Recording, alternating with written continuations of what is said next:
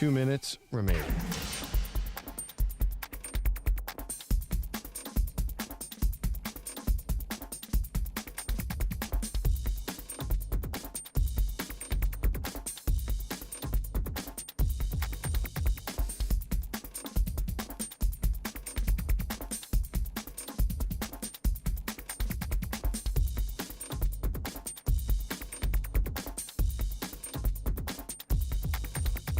One minute, 30 seconds remaining.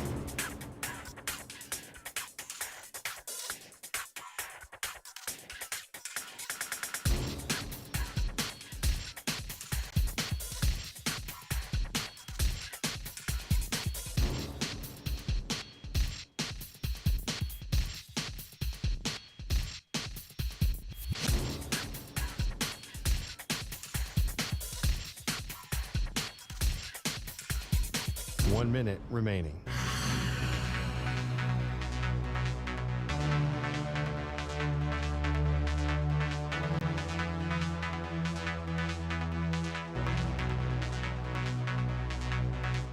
Forty-five seconds remaining.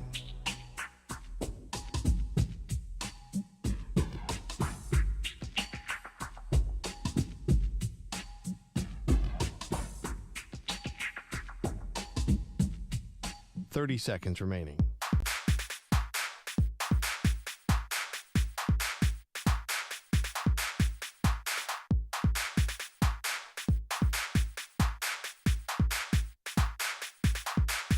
Fifteen seconds.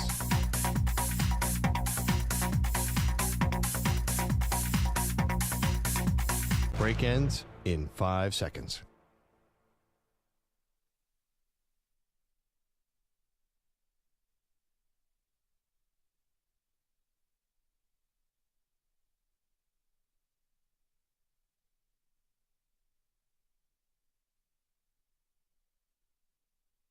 To infinity and beyond. He's live. He's nationwide. This is the Zach Gelb Show.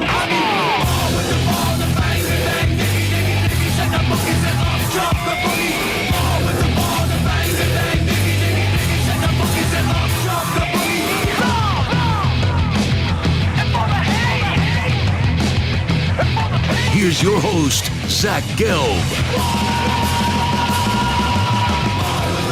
Live from the Police Show, yet not overly ostentatious studios of the Infinity Sports Network here in beautiful New York City, sitting on top of the 10th floor, 345 Hudson Street. Welcome in on what is a Tuesday edition of the Zach Gelb Show across all of our great local Infinity Sports Network affiliates, Sirius XM, Channel 375, the free Odyssey app, and as always, streaming on YouTube. 855-212-4227 is the number to jump on in, 855-212-4227. And you could always get at me on Instagram, where I'm straight flexing, or via the good old cesspool of Twitter, at Zach Gelb. That's ZACHGELB. So we are now 2 days removed from the Super Bowl. And we are in the second day of digesting that beatdown that occurred in New Orleans as the Philadelphia Eagles just smothered the Kansas City Chiefs. Forget about the AFC for a second. The Eagles right now are the standard in the NFC. We've seen this Philadelphia Eagles team win a Super Bowl in Super Bowl 52. We then see them always be a good team, get back to a Super Bowl in Super Bowl 57, lose it, and now they've done what very few teams have been able to do, right? The Bengals did it once, didn't lead to a championship. The Buccaneers did it in a Super Bowl. Tom Brady is no longer there. But the Eagles are not only the standard in the NFC right now, but they are the one team that is still active, still with their core, that could actually put a dent in the armor of the Kansas City Chiefs. So just looking at the NFC, because, right, we look at it in the AFC lenses of who can dethrone Kansas City. And we talked about this, right? Is it the Cincinnati Bengals? Is it the Buffalo Bills? Is it the Baltimore Ravens? How we talk about the Chiefs is now how we need to talk about the Eagles in the NFC. Now, if the Eagles could go win a Super Bowl next year, or they go win another one 2 years from now, then they start to mirror Kansas City, but Kansas City has won 3 Super Bowl championships with Patrick Mahomes. They've also been to 2 others. So when I look at the landscape of the NFC, I just have a simple question. Who is the team as we get set to go into the offseason, free agency, NFL draft, and before you know it, and I know it seems far away, but before you know it, we will have the summertime here. I'll be on a lot of vacation on Fridays, if I'm being honest with you, in the summer. And September will come around, and we will have football back.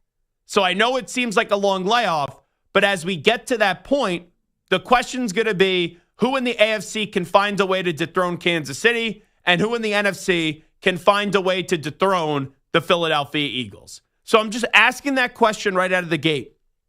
Who in the NFC entering next season right now would you say has the best chance to take down the Eagles when it matters? Because this Eagles core is real, it's spectacular, it's unbelievable, and you have Jalen Hurts who's young, you have Saquon Barkley who's still young, A.J. Brown, Devontae Smith, Dallas Goedert, an offensive line where their elder statesman on the offensive line is still dominant in Lane Johnson. He's not retiring anytime soon. They've done a good job in replacing Jason Kelce. You also have Mailata, who's unbelievable as a left tackle, one of the better tackles in the league.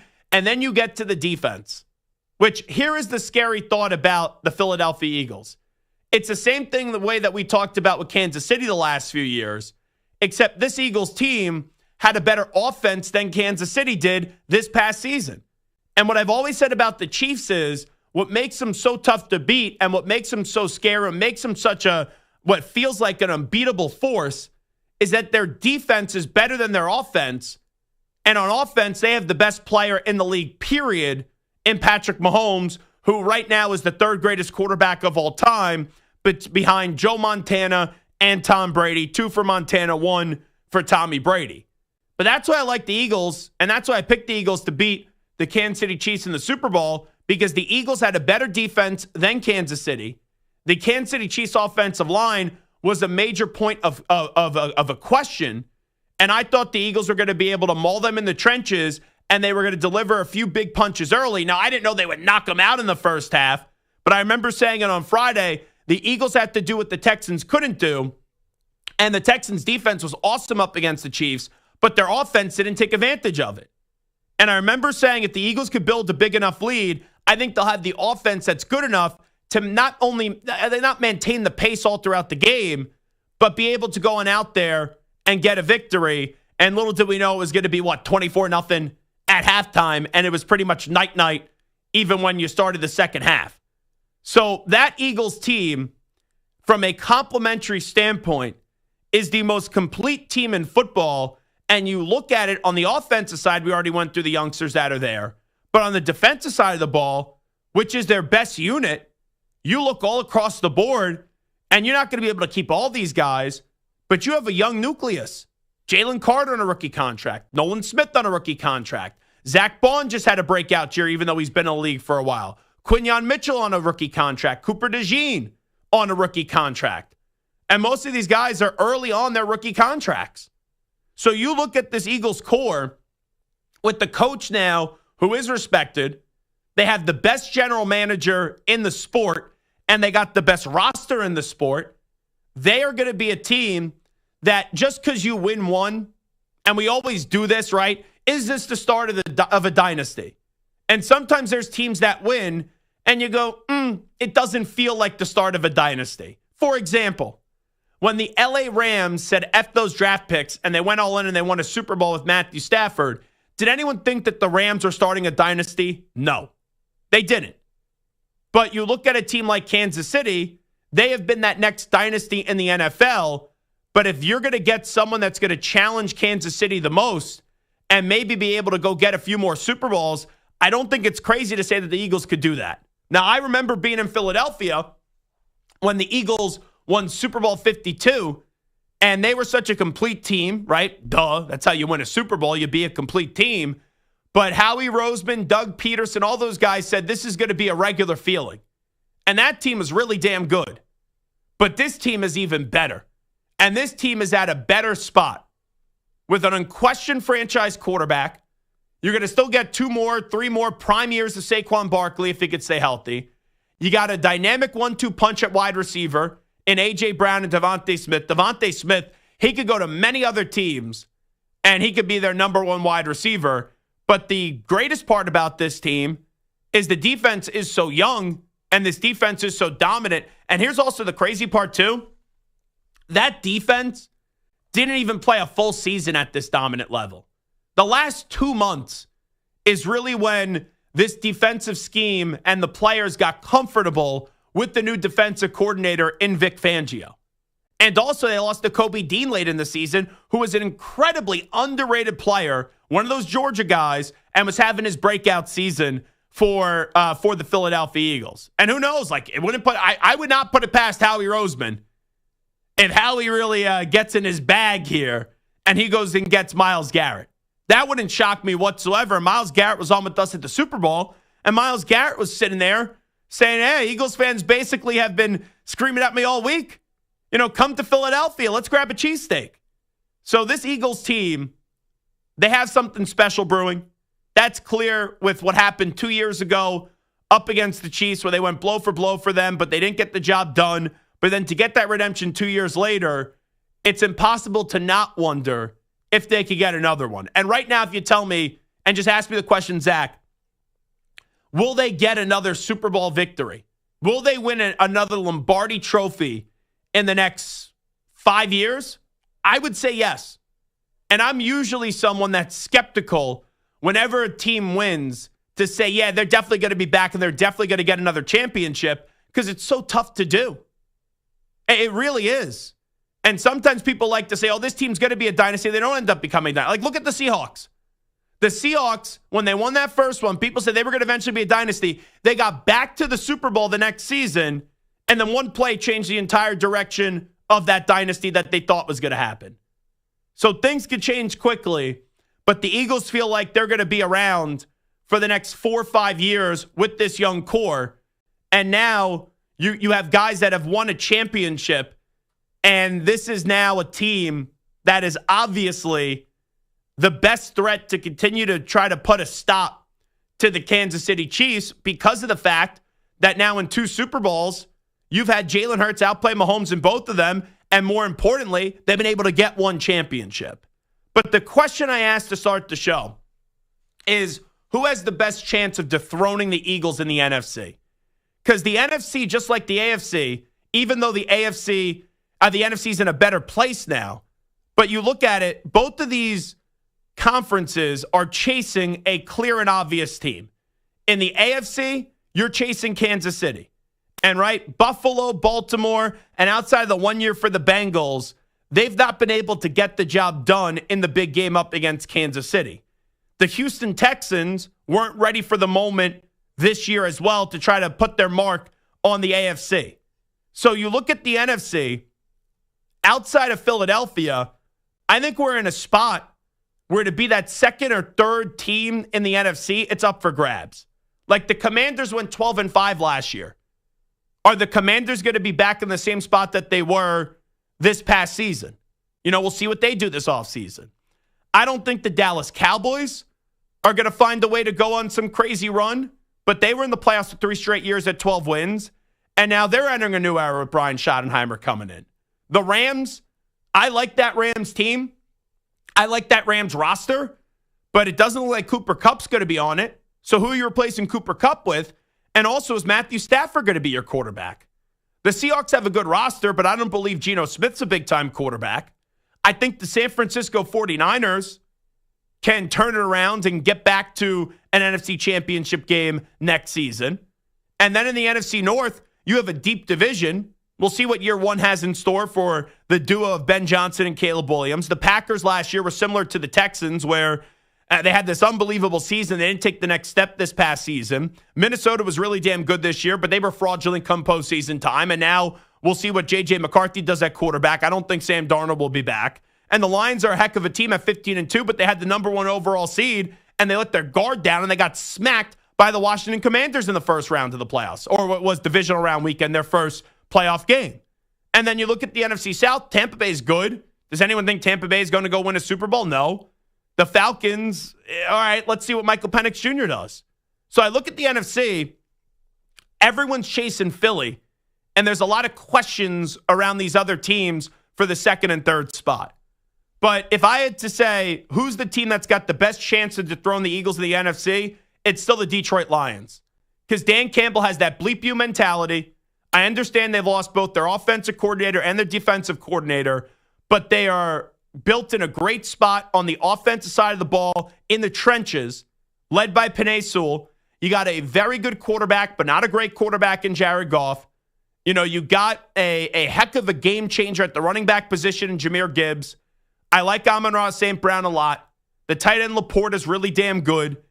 And now the defense has to take the next step, but I don't think the defense, even though they were horrible or they were a weakness this year, I don't think the defense is that far off, because remember how many guys got hurt this year on the defensive side of the ball for the Lions, led by their best defensive player who was hurt in Aiden Hutchinson. And that could potentially be a Myles Garrett destination as well. So if I had to take a guess right now, who has the best chance in dethroning the Eagles in the NFC, I would go with the Detroit Lions. Stu, right out of the gate, who's your team in the NFC if the Lions are off the board that got the best chance to dethrone the Eagles next season? The Lions are off the board. I think I'm going to go with the team that the Eagles beat in the NFC Championship, and that is the Commanders. Now, I know they're young. Jaden Daniels is still very young, but the fact that they have him on a rookie contract with some cap room to spare, you would imagine they're going to get better. They kept Kingsbury as their OC. I just love the ceiling of this team, so I think that's honestly the best bet for me right now, in my opinion. Yeah, and we'll see how much their defense improves. Like, hey, Myles Garrett has been speculated there. Also, on the offensive side of the ball, you bring up an astute point, Stu. You could take advantage of not having to pay the quarterback $55, $60 million right now. So, yes, you have Terry McLaurin, who is a heck of a wide receiver in this league, but could they be in the market for a T. Higgins? Could they maybe go make a trade? I thought they should have done this at the deadline, but Devontae Adams wanted to only go play with Aaron Rodgers. Could they maybe go get Devontae Adams when he becomes available this offseason as well? So those are some things just to think about. So Stu takes the Commanders. I take the Lions. Biggest threat to the Eagles entering next season in the NFC. Samter, who's yours? I think it's a team that we've kind of slept on, that I think that the window is still there and there's so much talent if they're healthy. I'm still going with the San Francisco 49ers. Because like you said, I don't believe in anyone in the NFC South. The Packers, I can't believe in right now. The Vikings will take a step back. The Cowboys, duh. The Rams would have been my pick, but there's so much uncertainty about this Matthew Stafford stuff. I was going to go Rams, but because of the Stafford uncertainty, I'm going 49ers. Yeah, I look at the Niners. I don't think it's the end of the world if they get rid of Deebo Samuel. I just think that's one of their cap casualties. That, you know, we'll see if Trent Williams comes back, but their offensive line, you know, was banged up last year. Brock Purdy, I think, is good, but I don't think he's great.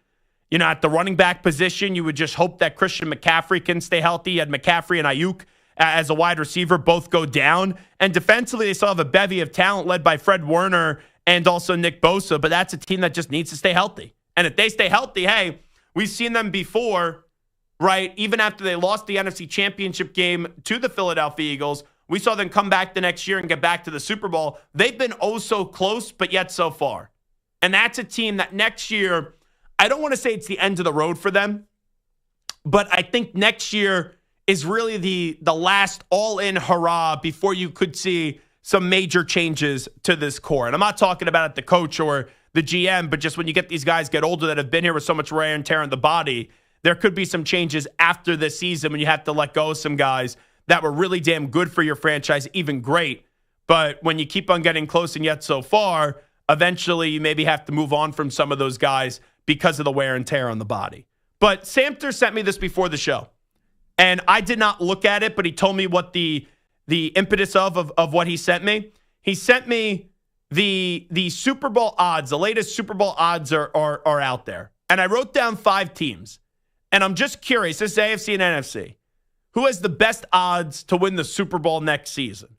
I was thinking of putting the Chiefs in the 1 spot, but since the Eagles just won and how much they dominated the Chiefs, I think the Eagles are in the 1 spot. Are the Eagles in the 1 spot, or they put them at 2? They are at the 1 spot at plus 625. Okay, I will then say the Chiefs are 2. You are a prognosticator of all prognosticators. They're number 2 at plus 650. So the other 3 teams that I have here are the Lions, Ravens, and Bills. Those will be my top 5 teams. I'm going to say they put the Bills in at 3, or the Bills in at 3. The Bills are in at 3. They are. Plus 675. Lions 4? No. Lions are not 4. So the Lions are 5 or the Ravens 4?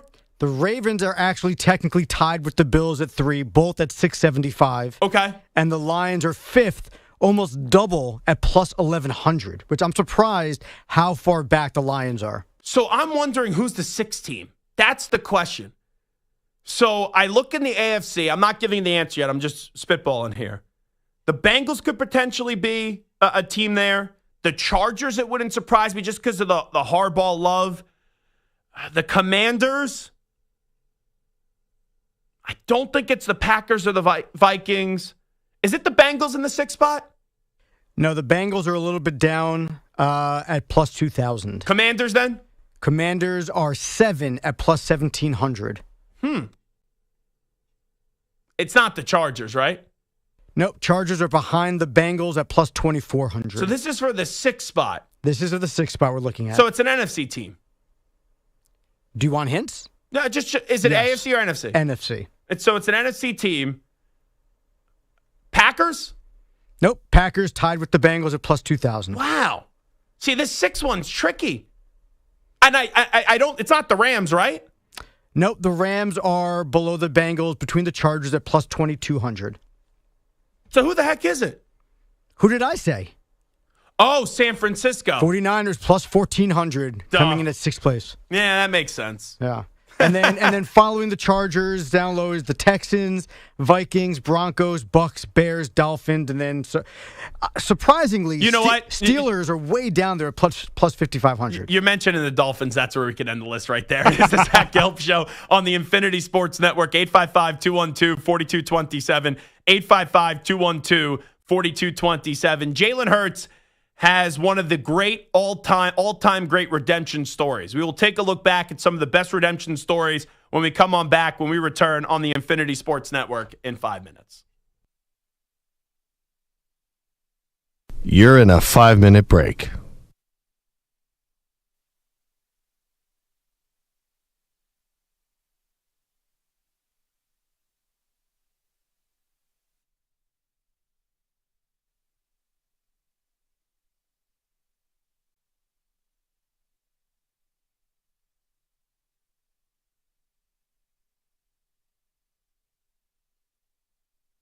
Four minutes, 30 seconds remaining.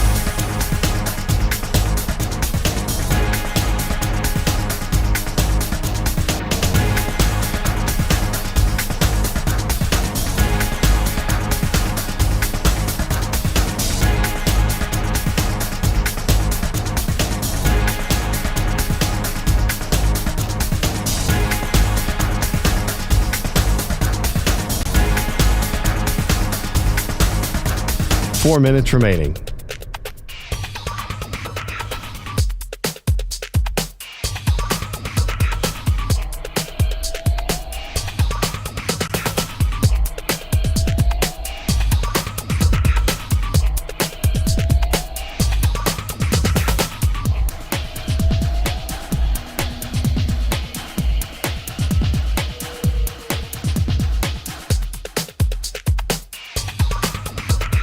Three minutes, 30 seconds remaining.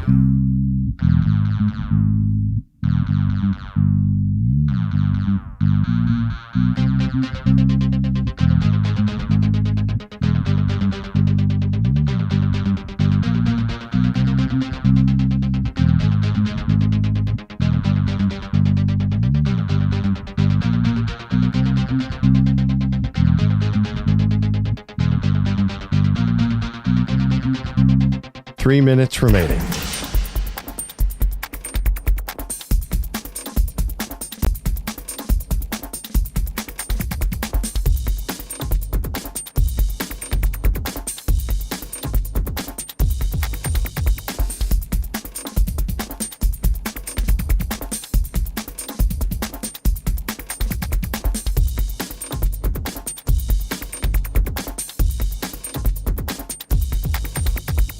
2 minutes, 30 seconds remaining.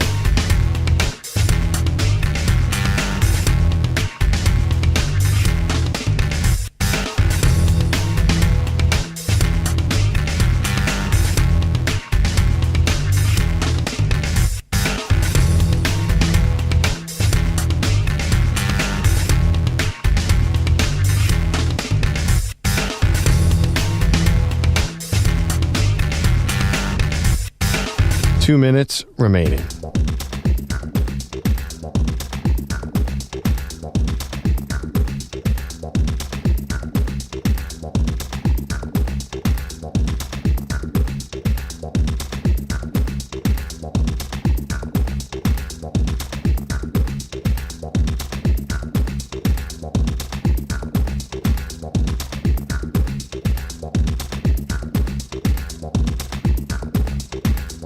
One minute, 30 seconds remaining.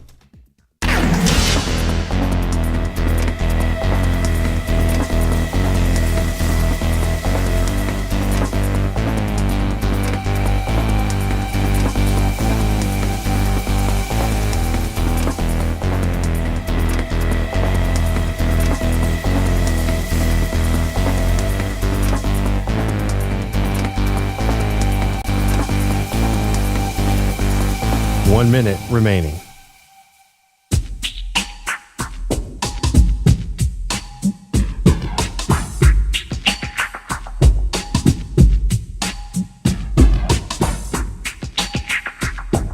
Forty-five seconds remaining.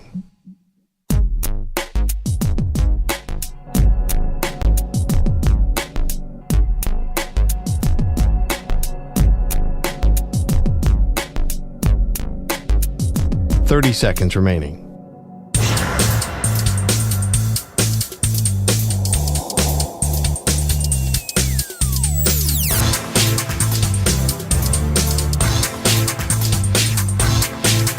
Fifteen seconds.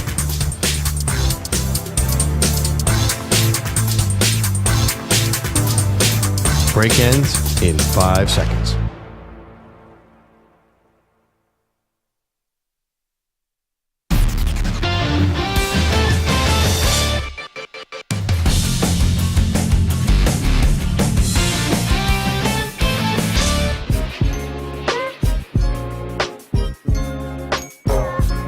You're listening to the Zach Gelb Show on the Infinity Sports Network. When Devontae Smith was at Alabama, he was one of my favorite players in all of college football. And I always thought this was nuts.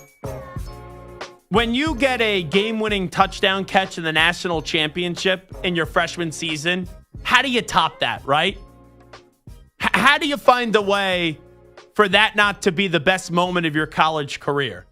But then a few years later, he won the Heisman Trophy, had 117 yards receiving, 1,856 receiving yards, 23 receiving touchdowns, and also won another national championship. That is just an unbelievable college career when you bookend it with the game-winning catch of the national championship. And then on the other side, Heisman Trophy, another national championship. And when the Eagles ended up getting him in the draft, I just thought that was an absolute steal. And I was more of a fan in that draft of Devontae Smith than Jalen Waddle. Now, obviously, both players have had very successful careers. But Devontae Smith in the big games and the big moments, that's where he really steps up. And even though I thought the game was really over anyway at that point, that was the final nail in the coffin. And think about that when you're up double digits in the Super. I think you're up 24 at that point or whatever it was.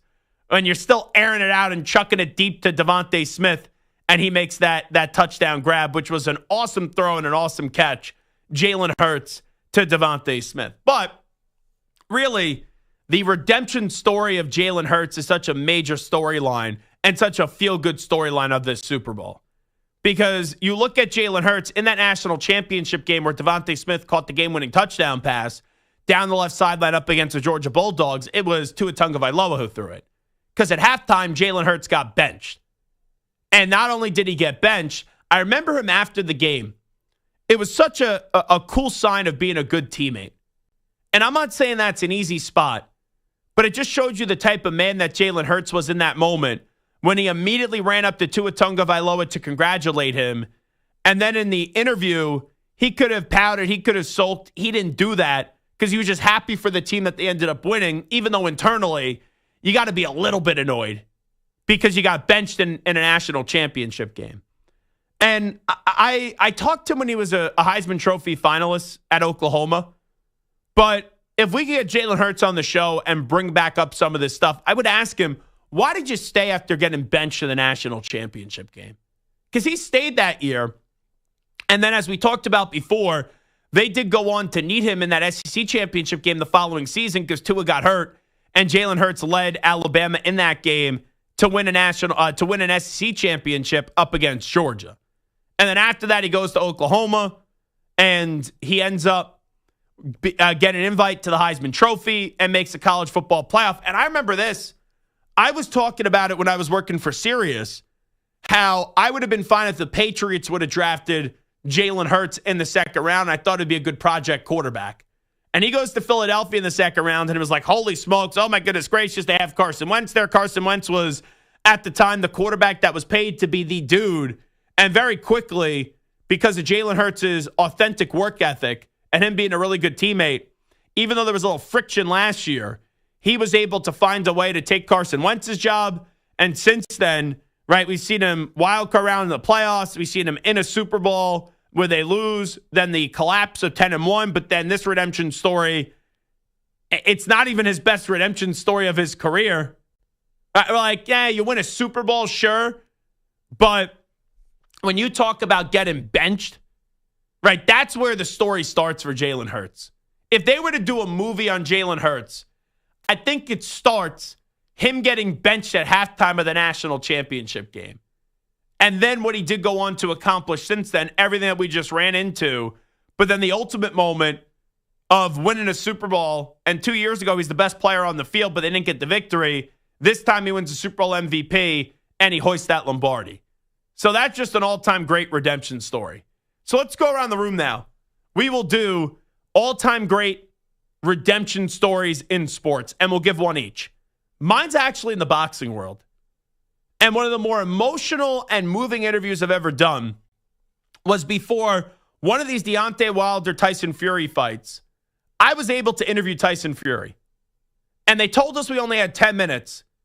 But it was such a compelling interview, and Tyson just kept on opening it up and going and going and going and going. We ended up doing a nearly 20-minute interview with Tyson Fury.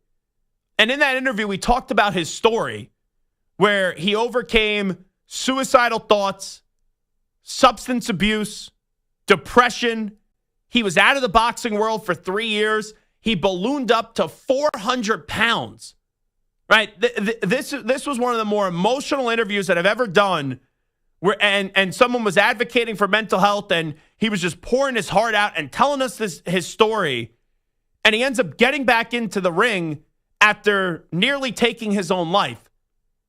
With how much he drank, suicidal thoughts, with how much weight that he did gain. And he ended up winning multiple times a heavyweight championship. And those fights up against Deontay Wilder, for someone my age, right? Like, you talk to older people, boxing really resonated with them. What boxing was back then is what, for people my age, UFC is now. UFC is more popular than boxing.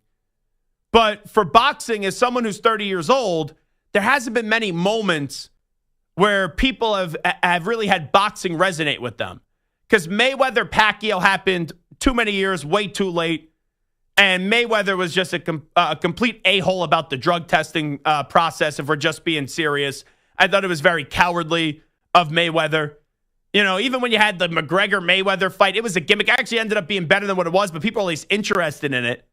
But now I feel like whenever we only talk about boxing, it's because of the Paul brothers, which is ridiculous for what boxing used to be. But those fights, Fury and Wilder, they were unbelievable. And to see what Tyson Fury did to Deontay Wilder was just sensational.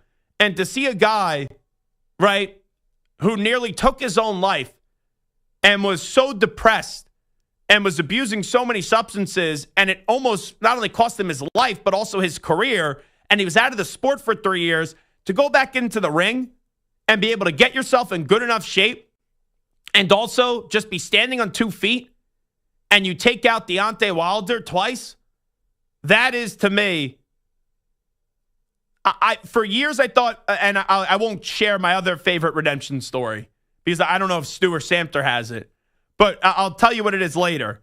But that for me for a while was my favorite redemption story, but then Tyson Fury happened in sports, and that became my number one redemption story in sports during my lifetime. Stu, what do you got cooking?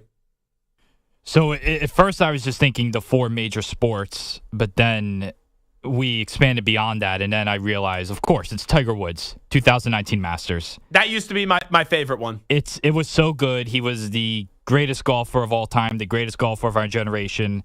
Didn't win for so many years, so many injuries, the knee, the back. And then I feel like everyone in that spring of 2019, we're just sitting there that whole weekend rooting for him, and just an amazing story.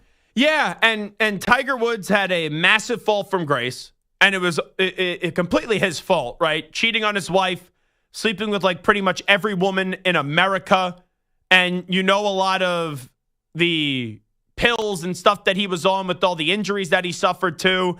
You know, I'll never forget as a youngster where he was going up against Rocco Mediate in that U.S. Open, and they had to go to that 18-hole playoff, and I begged my mom to let me miss school the next day to watch it because Tiger, right, one of my favorite athletes of all time, and it was just so automatic. Tiger would show up on Sunday or whatever in that red, and you knew that he was winning the major championship, but then you had that long layoff, right, where he kept on shooting himself in the foot, personally and professionally. His body was breaking down. I forget when it was, but I would always hold out hope for Tiger. Always. And then there was one time he played at the Valspar, and he was like 22 over par. And I go, even as a massive fan of Tiger Woods, that's it. Because the Tiger standard is winning a major championship. That's when Tiger Woods is back. And even when he started to play really well, I'm like, he's not back to being Tiger until he wins a major championship. And to win that Masters, oh, that was so cool. And what made it so neat, I know Tiger just lost his mom, is whenever Tiger would win, when his dad was alive, you know, when his mom was alive, there was always an embrace with his mother or father. And when he was walking off the 18th hole into Butler Cabin, and you had that walk-off at the Masters where he wins another green jacket, and, you know, it's such a redemption moment. His kids who've been through so much, right, because of what transpired with their father's wrongdoing, and, right, he would used to say, like, my kids used to not think of golf in a positive way because dad always, when it came to golf, when really they were alive, it wasn't the way that we knew Tiger. It was always something that was negative because of what was going on in Tiger's personal life. To see his kids have that embrace with Tiger, right, their dad, was just so damn cool. And it sent a chill up your spine. So Tiger Woods off the board. I go Tyson Fury. Samter, what do you go with? We go boxing and golf. I wasn't expecting that's where we're going to go, but hey, 2 mega stars, obviously, in Tiger Woods and Tyson Fury. Well, I was going to go off the board, too. Maybe a little Nancy Kerrigan in ice skating. Maybe Virginia Cavaliers as a 1 seed losing to a 16. Nah, that's a good one. Then winning the national championship the next year. Baker Mayfield was one, but I'm going way off the board. Baker, all-time Baker Mayfield? I mean, it's pretty darn good. Number 1 pick, with down and out. Went to the Panthers, got cut, went to the Rams, played a game on like 2 hours' notice. Was good. It's and then, a good boom, story, but all-time great redemption story? Well, that's why I'm not picking him. But these were some of the ones I came up with. I'm going to go off the board. Let's go across the pond to England. Leicester City Soccer. They were promoted from the lower division in 2013. Stu, why are you laughing here? Then they avoided getting relegated the next year, and then in 2015, 2016, when Ted Lasso is all based off odds, and they won the Premier League in 2015, 2016. No, actually, that was my number 2. Me and Stu just wanted to troll you. My number 1 is the 99 Rams and Kurt Warner. Kurt Warner, boxing groceries, playing in the Arena Football League, comes out of nowhere because of an injury to Trent Green. Continue to soccer. Yeah, and then he takes over for Trent Green. and has the greatest show on turf with that amazing offense, that 99 Rams. It was a team that was down and out, a franchise that was down and out, and a quarterback that was down and out. And it was one of the most remarkable stories. They've made movies about it. They have nicknames for the team. It's incredible. And also, to me, the Warner one is the best part, because then after that, you know, everyone thought his career was over after he got benched for Eli Manning. He goes to Arizona. I know he didn't win a Super Bowl. Should have. But they didn't lose that Super Bowl because of Kurt Warner and Larry Fitzgerald. They didn't. You know, the defense at the end couldn't make the stop on Santonio Holmes. Sure, though Kurt Warner did throw a 102-yard interception return for a touchdown to end the first half. But he also threw a touchdown at the end that put them up. Yes. So defense got to go make a stop there. Not everyone's going to go and play perfect. You know, Bobby in the YouTube chat also threw out a good one, too. And his was Josh Hamilton. That's another sensational one. Yeah, very good one. If you know the story of Josh Hamilton. All righty, we'll take a break on the Zach Gelb Show. Leicester City, baby. Why would the Rams dump Matthew Stafford? And when Aaron Rodgers becomes available, does he still excite teams? We'll get into that on the other side. Update time. Here's Zach. Infinity Sports Network Sports Flash. And we start with a riddle by Progressive Insurance. What do your home and auto have in common? Progressive protects them both. It was an easy riddle. Learn more at Progressive.com. The Saints finally answered the riddle of who's their new head coach. They waited a while, but finally have their man, naming Eagles offensive coordinator Kellen Moore to the post. The first time the 36-year-old has had a head job. He's coming off his first Super Bowl victory, guiding Philly to a dominant offense in the postseason, averaging over 36 points in their 4 wins. The Athletic reports the Jets and Aaron Rodgers parted ways after the team wanted their quarterback a part of the entire offseason program, and also curbing his media obligations, such as the Pat McAfee show. From baseball, the Angels have come to terms with veteran reliever Kenley Jansen on a 1-year deal. And with the Super Bowl now over, the next big event is March Madness, which is roughly a month away, and several teams making big impressions in the final month. Florida is one of them. The Gators are at Mississippi State tonight, coming off their biggest win of the year, beating top-ranked Auburn, while the Tigers will try to bounce back when they meet Vanderbilt in Nashville. And another good SEC matchup is 5th-ranked Tennessee on the road at Kentucky. I'm Rich Ackerman. This is the Infinity Sports Network. Follow us on Instagram. Our handle is Infinity Sports Network. That's Infinity Sports Network to follow us on Instagram.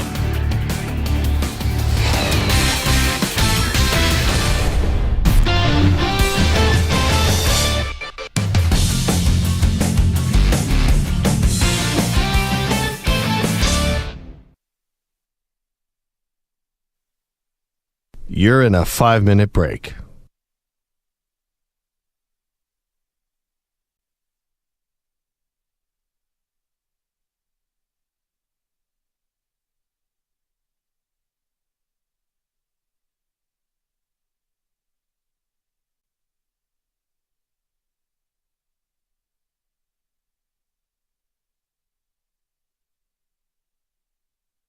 Four minutes, 30 seconds remaining.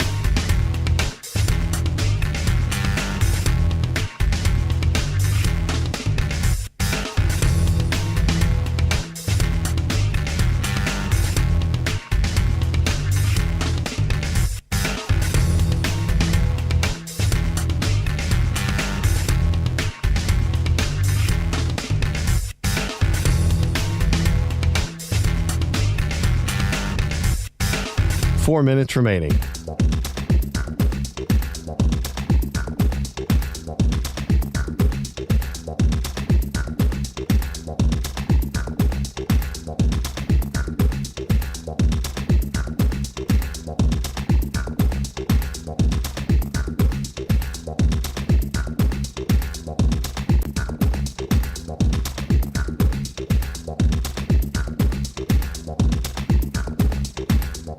Three minutes, 30 seconds remaining.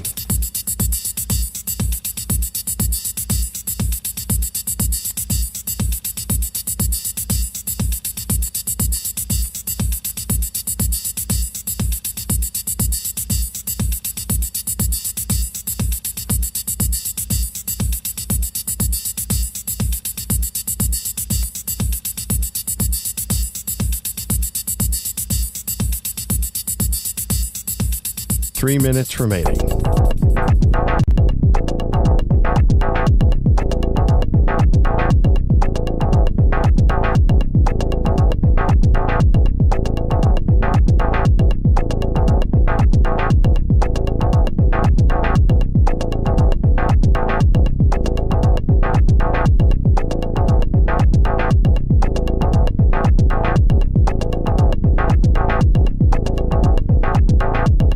2 minutes, 30 seconds remaining.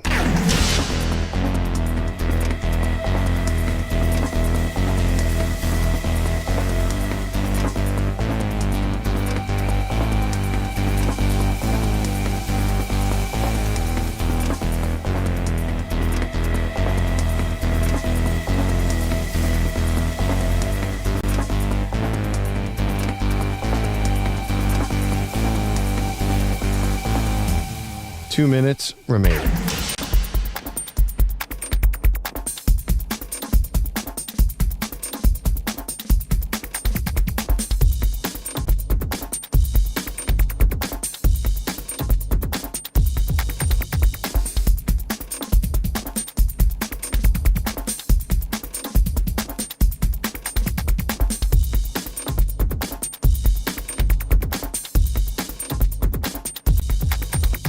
One minute, 30 seconds remaining.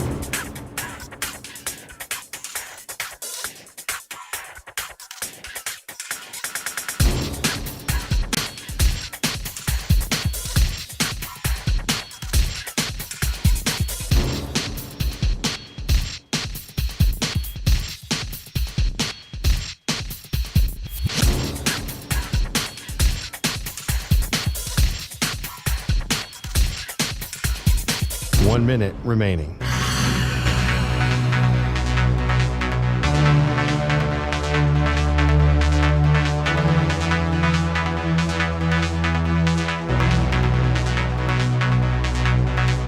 Forty-five seconds remaining.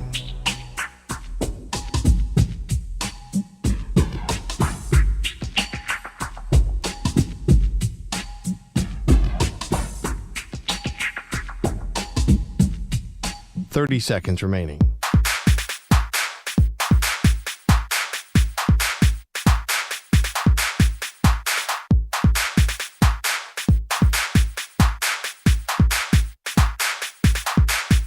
Fifteen seconds.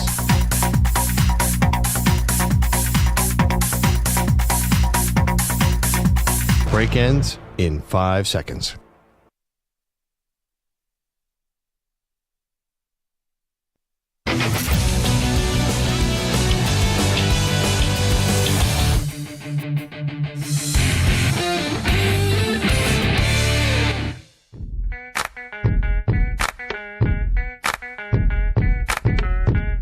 You're listening to the Zach Gelb Show on the Infinity Sports Network. And the Defensive Player of the Week is sponsored by the Navy Federal Credit Union, who proudly serves the Armed Forces, DoD, veterans, and their families. Their members are the mission. Learn more at NavyFederal.org. This week's players, Eagles defensive star Josh Sweat in Sunday's win over the Chiefs. Sweat had 6 tackles and 2.5 sacks in 8 postseason games. Sweat now has 21 total tackles and 5 sacks, and he barely broke a sweat in the Super Bowl. Ba-dum-bum. Anyway, 2 stories right here. Matthew Stafford and Aaron Rodgers. I don't get this one, Stu, and maybe you could explain it to me. Why is there a thought that Matthew Stafford is going to be off the Rams this year? Like, if you're the Rams, you almost defeated the eventual Super Bowl champions in the Philadelphia Eagles. You have Matthew Stafford as your quarterback. Kyron Williams is a really good running back in this league. I know they're getting rid of Cooper Kupp, but you still got Puka Nacua. Hopefully Tyler Higbee could be healthy for the entire season. And on the defensive side of the ball, you have a good young defensive core that just started to get their feet wet last season. Like, if you get rid of Stafford, who the heck are you bringing in? This doesn't make sense to me at all, Stu. And I have to think it's more just so the BS contract negotiation games and things like that. And Stafford probably wants a higher number, and the Rams don't want to have to break the bank here in terms of this restructure. It makes no sense to me why Matthew Stafford wouldn't want to be back on the Rams, or why the Rams wouldn't want to have Matthew Stafford for next season. Yeah, neither makes sense. And look, if the Rams, let's say they were the Falcons and they drafted a quarterback in the first or second round like the Falcons did with Penix, yeah, I could understand it. But they don't have someone waiting in the wings. And then for Stafford, like, where are you going to go that gives you a better chance of at least making the playoffs and competing for a playoff spot? That's tough for me. Did you see that Adam Schefter tweeted this out? Now, I think there's a reason why you tweeted this way. Giants are hiring former Jaguars and Bills wide receiver coach Chad Hall as their assistant quarterback coach per a source. Hall now reunites with his former Bills colleagues, head coach Brian Daboll and GM Joe Schoen in New York. Now, you may be saying, Zach, why the heck are you reading this? Well, here's the other part of this tweet. He also is the brother-in-law of current Rams quarterback Matthew Stafford. If you're Matthew Stafford, why the bleep are you going to the Giants? The only thing I could think of, and this may sound crazy, is maybe Stafford thinks he's a borderline Hall of Famer right now, and maybe if you go to a big market like the Giants at the end of your career, you buddy up with some of the media members, and it just shows you how much of a joke the Hall of Fame process is. But if you don't really have a strong advocate in the way that process goes, it's tough to get into the Hall of Fame. So could that potentially be it, that he wants to get a little limelight of New York? But, if it goes the other way, because the Giants' offensive line is Malik Neighbors is a young star in this league. Tyrone Tracy was a good young running back in his first year. But the Giants are nowhere close where even if they get Matthew Stafford, they had 3 wins last year. So even if Stafford's like a 3-win difference, which is a lot for a quarterback, you get to 6, maybe 7 at best. So I don't see why, outside of that part, Stu, why Stafford would even contemplate going to the Giants. It makes no sense. I just don't get it at all. And if there was a team out there that was like a good landing spot for him, okay, I could maybe see it, but I don't know. That seems like a weird one to me. I'm looking at the teams right now. Eagles, no. Commanders, no. Cowboys, no. Giants, okay, sure, they need a quarterback. Rams, no. Obviously he's there. So I don't see why they move on from him. And no one in the NFC West is making a deal here. Why would, if the Rams are getting rid of him, they're not letting him go inside the NFC West unless they just outright cut him. Seattle then could be fun if we're being serious, but I don't think that's going to happen. Cardinals going to go with Kyler Murray. 49ers, that would be fun, if you think he's the missing link, but I think they're going to pay Brock Purdy. You know what's crazy? Him going back to the Lions wouldn't be a bad option. It really wouldn't. But, I'm not going to run through all the teams here. There's no option, though, that's out there where you go, okay, that team, it's realistic they're going to get off their quarterback, and they need the Dolphins, for example. I don't think the Dolphins are getting rid of Tua Tagovailoa. Tua Tagovailoa proved his worth this year. When he was out, the team sucked. He came back, and they ended up being fine. They need Tua. So, you want to go to the Raiders, Matthew Stafford? That's what you want to do? You want to go to the Browns? Come on. And Indy's going to go give it another run with Anthony Richardson. I don't think Indy would be a bad destination for him, but I don't think they're giving up on Anthony Richardson this quick, even though they did bench him last season. But also his wife, Kelly Stafford, who always makes me laugh. Because Kelly Stafford, she always likes to stir it up. But then the moment there's any negativity about her, I feel like we always get this emotional post from Kelly Stafford. Going after the Lions fans because people were booing Matthew Stafford. All right, I'm not saying okay, it's right that you're booing children. I get that when she brought her children to Detroit for a game, but what do you expect? Matthew Stafford, even though he used to be beloved in Detroit, it was a playoff game. He's part of the enemy. What, you thought that people were going to cheer you everywhere you walked? It's just stupid fans being fans, right? But Kelly Stafford last night tweeted a photo out. I guess Matthew and Kelly took a photo together, or maybe this was edited and it's blurry. And she wrote, "Future might be blurry, but the present is always clear with you." And it's herself and her husband and Matthew Stafford. So that's Kelly Stafford even playing into the trade rumors. So I guess where there's smoke, there's fire. Ultimately, maybe I'm going to use common sense here, and common sense won't prevail. But I think Matthew Stafford should be back with the Rams. Now, let me play you this. This is Diana Rossini, as we'll get to Rodgers, on Aaron Rodgers meeting with the Jets. This was on the Scoop City podcast with Chase Daniel. When they had conversations with Aaron Rodgers about what the future would look like, if you're going to be part of this team, you're going to attend all of the training camp.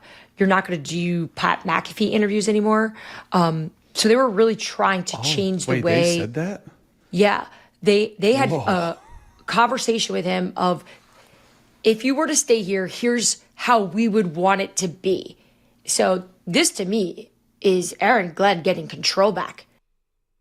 I respect that with Aaron Glenn. Because, right, we heard that Aaron Glenn was open to keeping Aaron Rodgers, but it needed to be on his terms. You got to be there for the offseason. You got to not be providing a distraction. Because that's the thing with Rodgers, too. It was such hypocritical BS, if we're just being honest. We got to get the leak out of this building. We got to stop creating like drama and ridiculous stories. And he would create all of them. And don't get me wrong, sometimes the stories with Rodgers get blown out of proportion, but he's not an innocent person here. He's no innocent victim. So I don't know how Aaron Glenn's going to be as a head coach, but he is the authoritative voice that the Jets need. Now, ultimately, they need to get a quarterback, but I feel like it's just pointless to have Aaron Rodgers there when in all likelihood Aaron Rodgers is going to undermine you.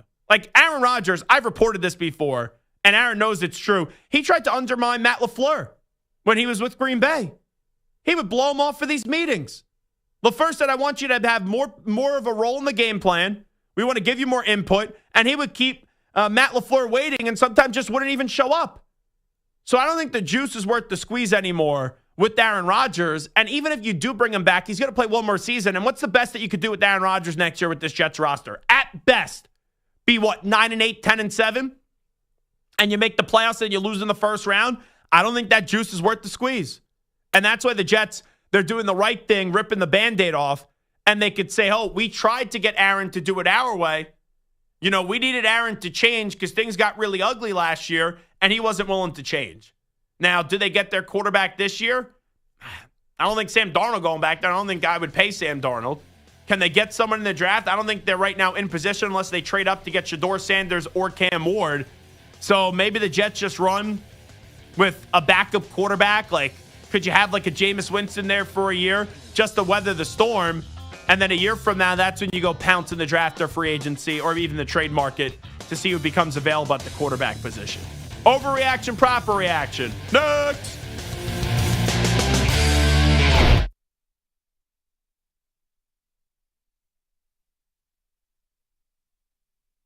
You're in a 5-minute break.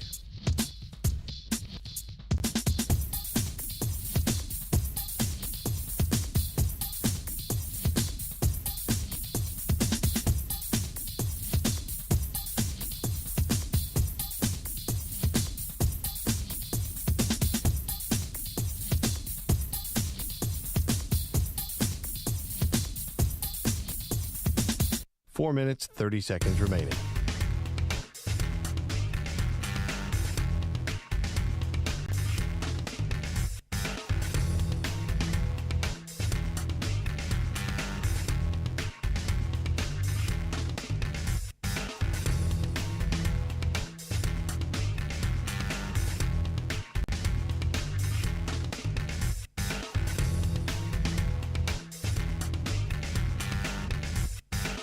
Four minutes remaining.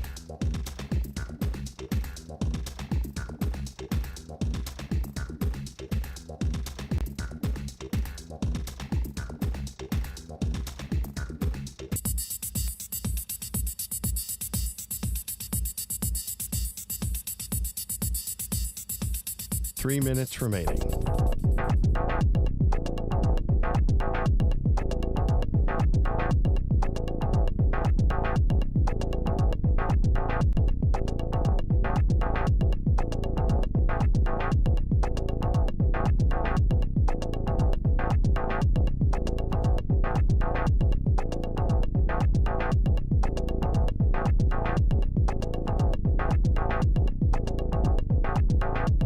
Two minutes, 30 seconds remaining.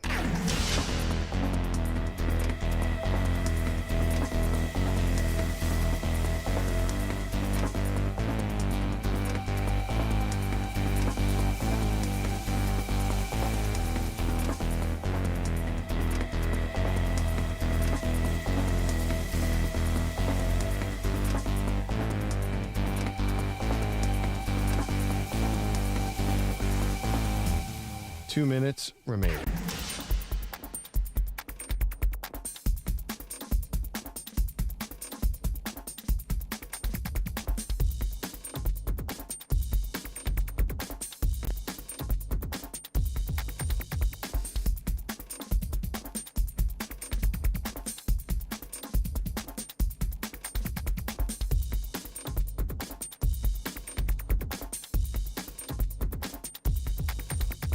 One minute, 30 seconds remaining.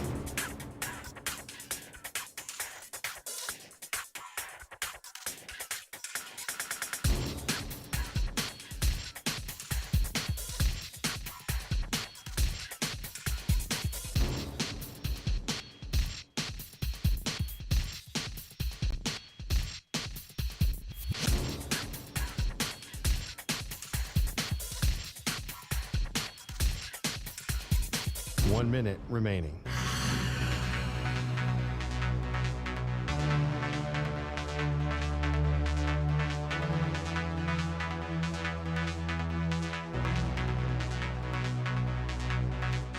$45 seconds remaining.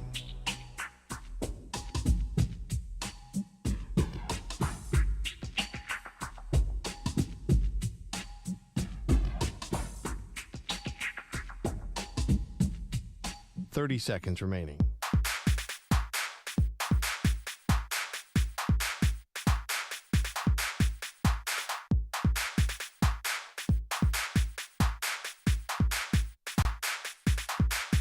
$15 seconds.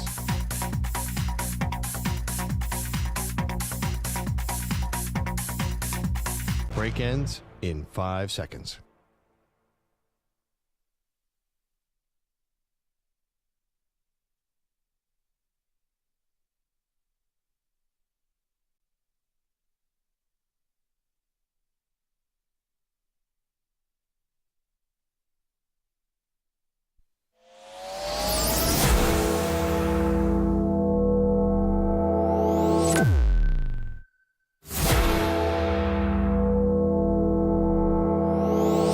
Infinity and beyond.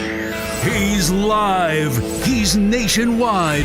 This is the Zach Gelb Show. Alrighty, hour number 2 of our radio program. Zach Gelb here with you on the Infinity Sports Network. We'll get to overreaction, proper reaction in just a second.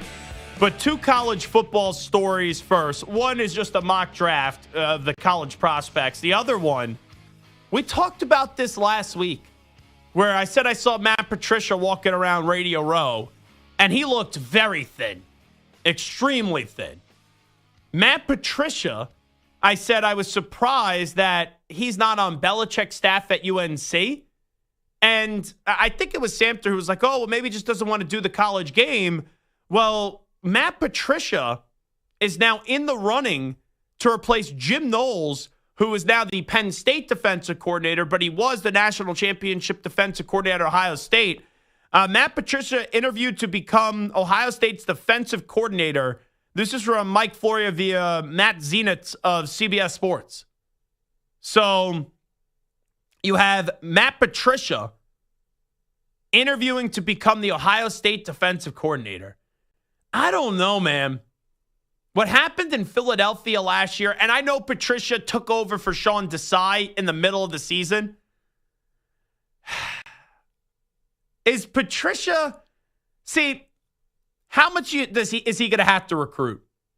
Because if Matt Patricia's going to, sometimes you bring in a coordinator and, right, big enough name where you don't have to make him recruiting as much. But if Matt Patricia has to be going into living rooms a lot, and I guess, hey, at Ohio State, you could just basically say, hey, this is the dollar amount. This is what we're going to do. That's a funky landing spot for him. But if it ends up happening, you know, I wonder why he's not on Belichick's staff. And is this a way, okay, you do a nice job at Ohio State for a year or two, then you could parachute back into the NFL? Because it seems, at least from a coordinating standpoint, it won't be a head coach again. He has reached a dead end in terms of becoming an NFL defensive coordinator. So I guess it's slim pickings, and you got to take what you can get, and we'll see if he even ends up becoming the next defensive coordinator at Ohio State. Anyway, though, Stu, I have a shocking mock draft for you. Shocking. Ooh, that's exciting. All righty. Number 1, this is Chad Ryder, NFL.com. Does a really good job. He has the Tennessee Titans taking Cam Ward. Number 2, the Cleveland Browns taking Travis Hunter. Number 3, the New York Football Giants taking Shedeur Sanders. Number 4, the New England Patriots taking Abdul Carter, which that's the guy that I want to go to the Patriots. By the way, talking about Abdul Carter, I didn't buy, you know where I'm going with this? I sure do. I saw the tweet this morning.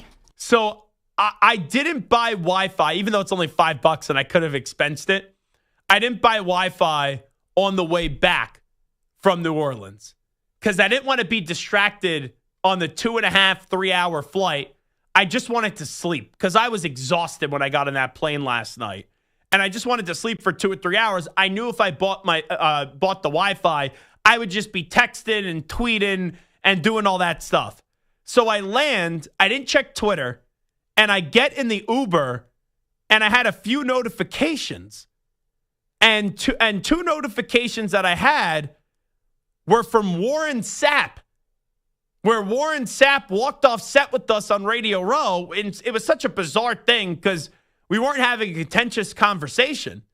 But Warren Sapp walked off Radio Row with us because I said, where is Abdul Carter in your draft rankings when he had number 1, Travis Hunter, number 2, Shedeur Sanders, number 3, Cam Ward. And then I said, what about Abdul Carter? He's like, when's the last time that Penn State's produced a good pass rusher? And I'm like, Micah Parsons. And he walked off set. So I guess Warren Sapp has now seen the reaction to this, which, by the way, I was getting recognized on Bourbon Street. People were coming up to me and talking about the Warren Sapp interview. Actually, this morning, I was going to get my coffee from Starbucks, and usually I order ahead in the app, but I was just coming out of the gym today, and I was like, you know what? I'll just walk over to the Starbucks. It's right across from my building. And I'm waiting in line for Starbucks, and someone goes, what do you think about the Mets this year? And I go, it's supposed to be a big year for them, right? They got Juan Soto. And he goes, by the way, great interview with Warren Sapp at the Super Bowl. Can I buy your coffee and protein bar? And I was like, that's not necessary. He said, no, I insist. The guy took out his phone, tapped, and then ended up, paying for my coffee and protein bar. But it was wild at the Super Bowl, and Santa saw it. So many people were coming up, and they were saying, I had this unpleasant interaction with Warren Sapp. Now, you want to walk up the set, I don't care. I know when those things happen, right? It goes viral, whatever. We're having a conversation, and he tapped out. So Warren Sapp responded to our interview saying, we wasn't done. My bad. CTE acting up. He went the Antonio Brown route with that, CTESPN or whatever he does. So Warren Sapp, I guess, didn't realize, or claims now he didn't realize, that he walked off the set with us. And he said, my bad, CTE acting up. So I responded to that with the Kevin Hart gif of him sitting courtside at a basketball game where he's just like, all right then. So that's the latest with the whole Warren Sapp story. But anyway, getting back to this mock draft, and we talked about Abdul Carter, and then Warren Sapp comes up. The first 4 picks in Chad Ryder's latest mock draft: Cam Ward 1 to Tennessee, Travis Hunter 2 to Cleveland, the Giants 3 with Shedeur Sanders, Abdul Carter 4 with the Patriots. 5, Will Johnson out of Michigan to the Jacksonville Jaguars. So, Stu, in at number 6 with the Raiders. Me. Yeah, I feel like everyone that I've wanted is now off the board. So, no quarterback, right? You don't want to take a quarterback there. No.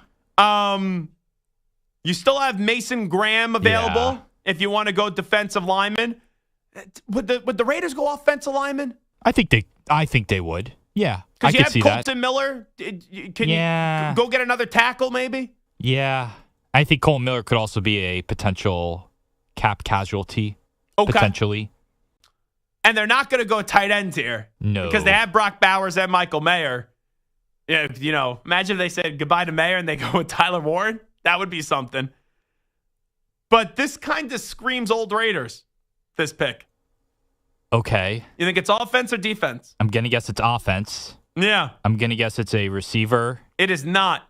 Because you would think it's McMillan out of Arizona, potentially. Is it a running back? Mm-hmm. Is it Ashton Genty? Yep. 6 overall. Wow.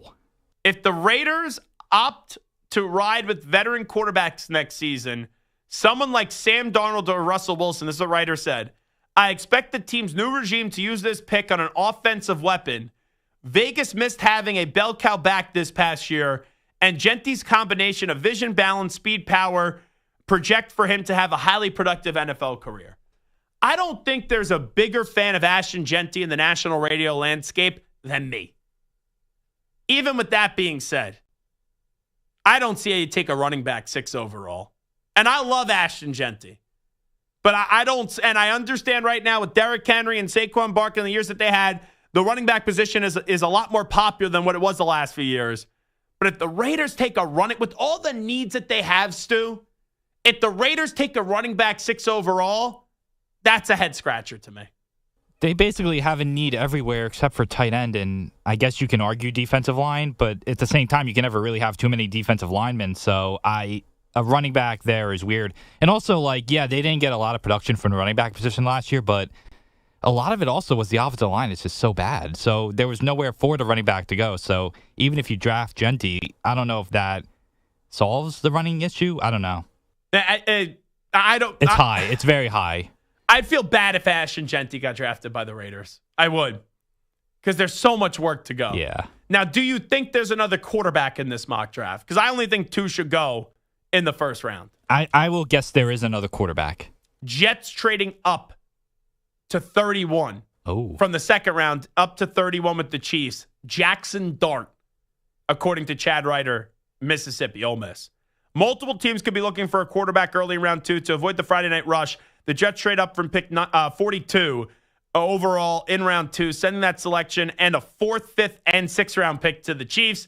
Dart's efficiency, smooth delivery, and above-average mobility for the position earn him the nod in this mock. Jackson Dart.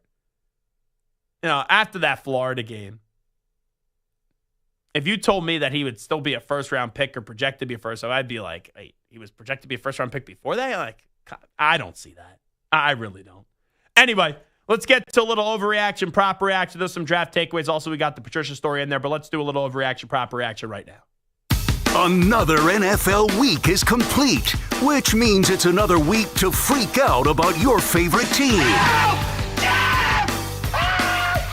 Which takes are truly crazy. But sometimes the game can be so bad, it's almost good. You know what I'm saying?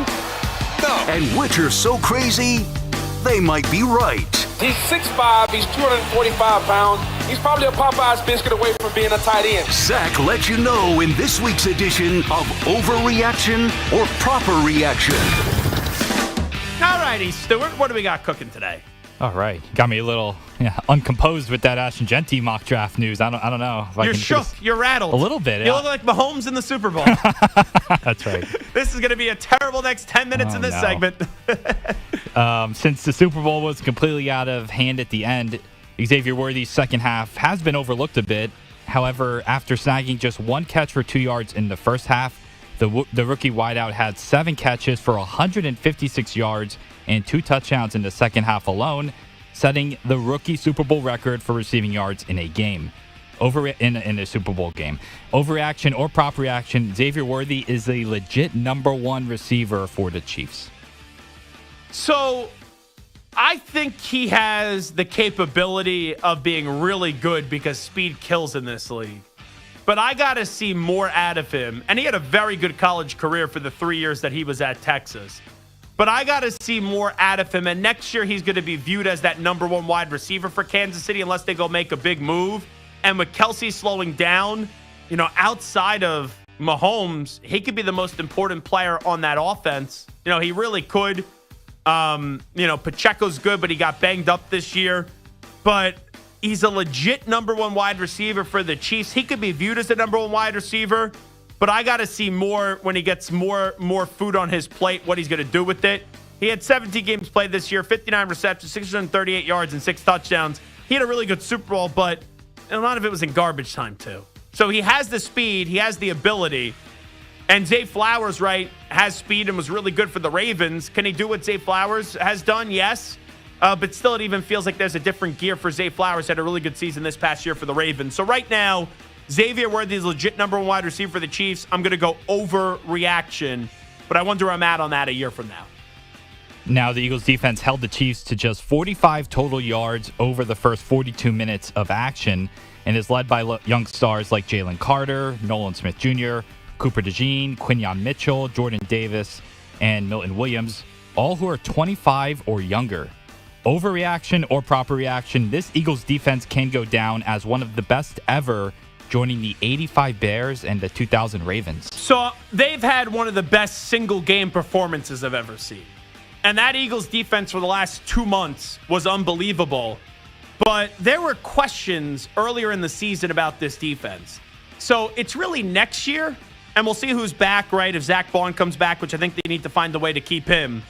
They could be better next year because now they're comfortable with the scheme that Vic Fangio runs. but they didn't really take off towards the end of that season.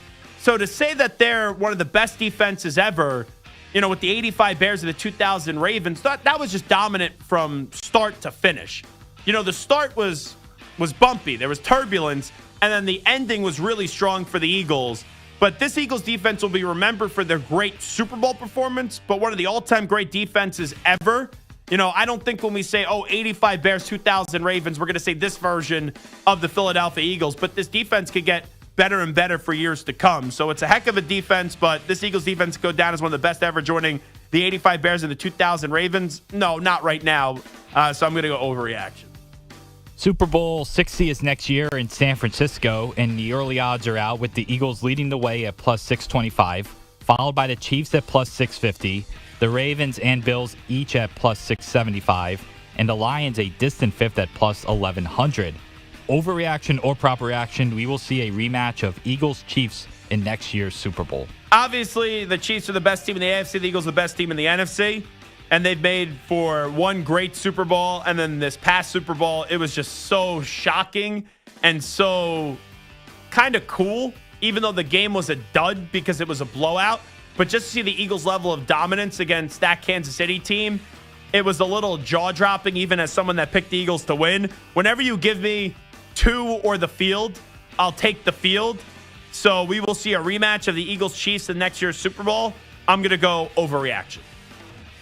Your good friend Deebo Samuel requested a trade from the 49ers after a down year.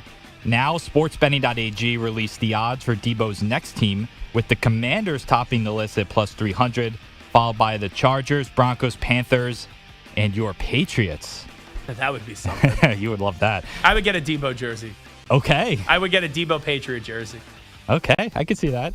Overreaction or proper reaction, Deebo joining Cliff Kingsbury's offense in Washington would make them a Super Bowl contender. No. I think Deebo is starting to get to that phase of his career where he's not washed, but he's not as great of a player as he once was. And what made Deebo so good was he could run the football, and you could line up as running back, and then he could also kill you as a wide receiver. I think right now he's in that stage of he's an in-betweener, where there'll be some games where he looks like a 1, but then there's a lot of other games that he looks like a 2, and there's a lot of wear and tear on that body. I would go with someone, I would go target T. Higgins. If this question was, would T. Higgins make the Commanders more of a Super Bowl contender? I would say yes. But I don't think it's Deebo Samuel. I don't think that's a move that they have to go out there to make. I don't know what he would cost in return. I could even argue I'd rather have Cooper Kupp right now over Deebo Samuel. I think it would be a better fit for the Commanders. So Deebo joining Cliff Kingsbury offense in Washington would make them a Super Bowl contender. I would go overreaction. All right, speaking of Kingsbury, Grant Paulson of 106.7 The Fan in D.C. reports that the Saints wanted to hire Kingsbury before he decided to stay in Washington as the offensive coordinator. Of course, New Orleans is likely hiring Kellen Moore after the Super Bowl is now over. So overreaction or proper reaction, Kingsbury would have been a better hire than Kellen Moore. That's a proper reaction. I still don't know what the ceiling is for Kellen Moore. Now, I don't think the ceiling is great for Cliff Kingsbury, but he's one of those young, innovative offensive minds, and I know Kellen Moore is as well. And Kingsbury, his teams always start well and they just finish horribly. I don't think the Eagles won this Super Bowl because of Kellen Moore, if I'm just being honest. I don't. So I never thought that Moore the last 2-3 years should have been a head coach. I'd rather hire Cliff Kingsbury, but I understand why Cliff Kingsbury didn't want the Saints job. You do the Ben Johnson route, wait another season, have another good season with Jaden Daniels, and you could have the pick of the litter next year. So Kingsbury would have been a better hire than Moore, slightly better, but I'm not jumping for joy if my team's hiring Cliff Kingsbury or Kellen Moore, but I'll go proper reaction there. The Jets will be looking for a new quarterback in 2025 after informing Aaron Rodgers that they're moving on from him. Now The Athletic reports that current backup Tyrod Taylor has emerged as the favorite to be the starter, stating that Garrett Wilson and many others in the locker room love Taylor. Overreaction or proper reaction, the Jets should start Taylor over any of the other available quarterbacks. That's an overreaction. Would I rather see Jameis Winston or Tyrod Taylor next year? I'd rather see Jameis Winston. I don't think Sam Darnold would be a bad option for the Jets, but Sam wouldn't even contemplate it. even if it's just a year, if you get Kirk Cousins or Russell Wilson on a cheap deal, I'd rather see them than Tyrod Taylor. So, this idea of Tyrod Taylor being the Jets starting quarterback next year, what are you doing if you're the Jets? So I would go overreaction on that. Now, Sam Darnold is expected to be a free agent, and Adam Schefter told Pat McAfee yesterday that a favorite is already emerging to land Darnold. I think the Raiders are going to make a play for Sam Darnold. I think Sam Darnold's a candidate to be the Raiders quarterback. We'll see whether Minnesota lets him go or not, but let's see if that works out with Sam Darnold winding up in Vegas. All right, so the Raiders... Well, hold on. Stu, let me get the script here. The Raiders have the 6th pick, but the top 2 quarterbacks in Cam Ward and Shedeur Sanders will likely be off the board then. Potentially. They could still be there, but let's say they're likely off the board. Overreaction or proper reaction, Stu? The Raiders should sign Sam Darnold to be their long-term QB. I don't love it, but it's probably a proper reaction at this point. If you're not going to get a quarterback in the top of the draft, and you're not going to overdraft a quarterback late in the first round or wherever, I just don't know where else that quarterback is coming from. So if you can get him on a 3-year deal, that's... Russell Wilson on a 1-year deal. Kirk Cousins on a 1-year deal. I'd rather have Russell Wilson for sure.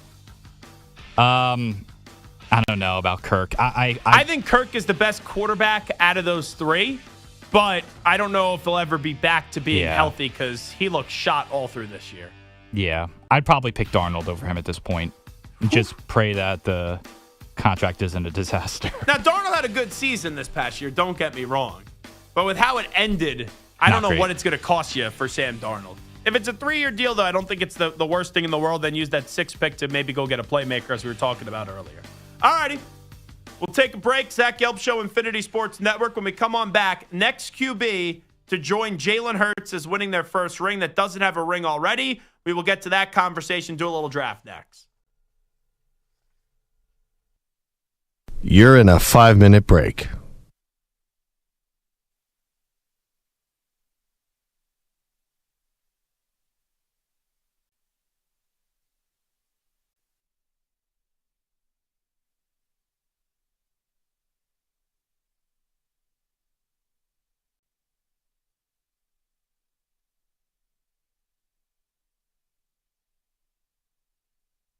Four minutes, 30 seconds remaining.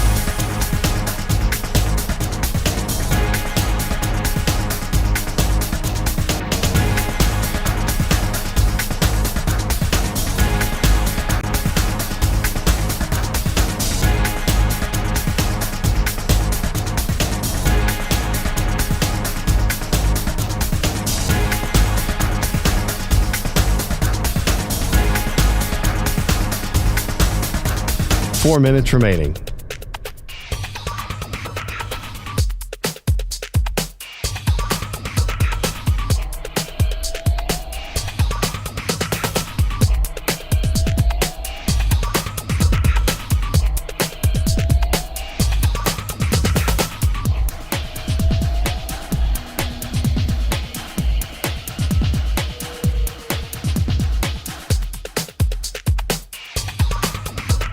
Three minutes, 30 seconds remaining.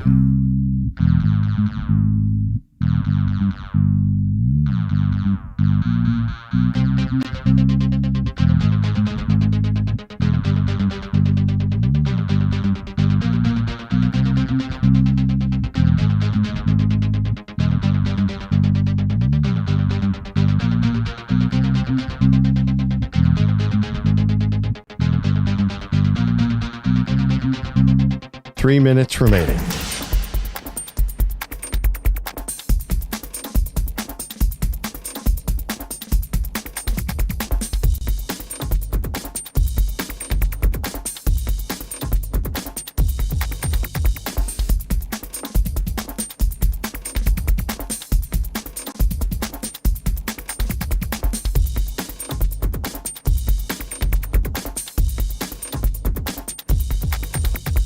2 minutes, 30 seconds remaining.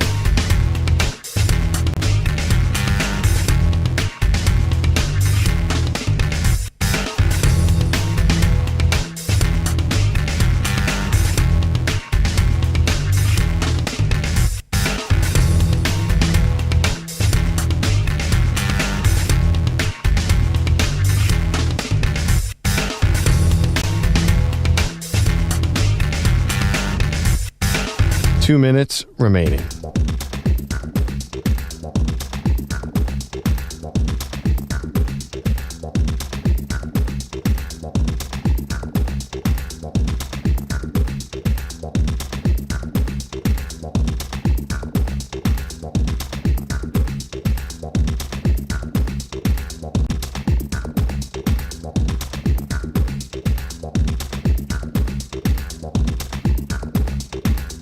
One minute, 30 seconds remaining.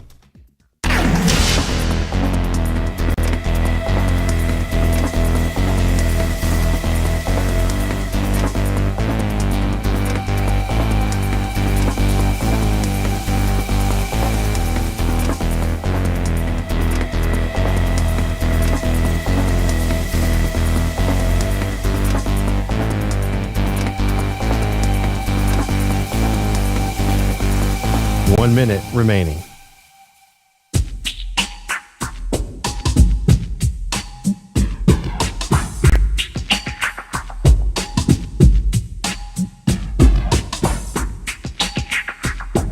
.45 seconds remaining.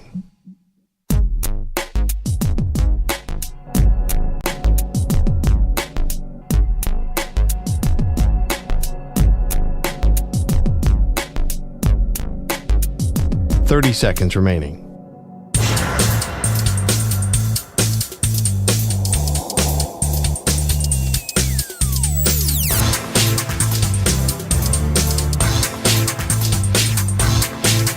.15 seconds.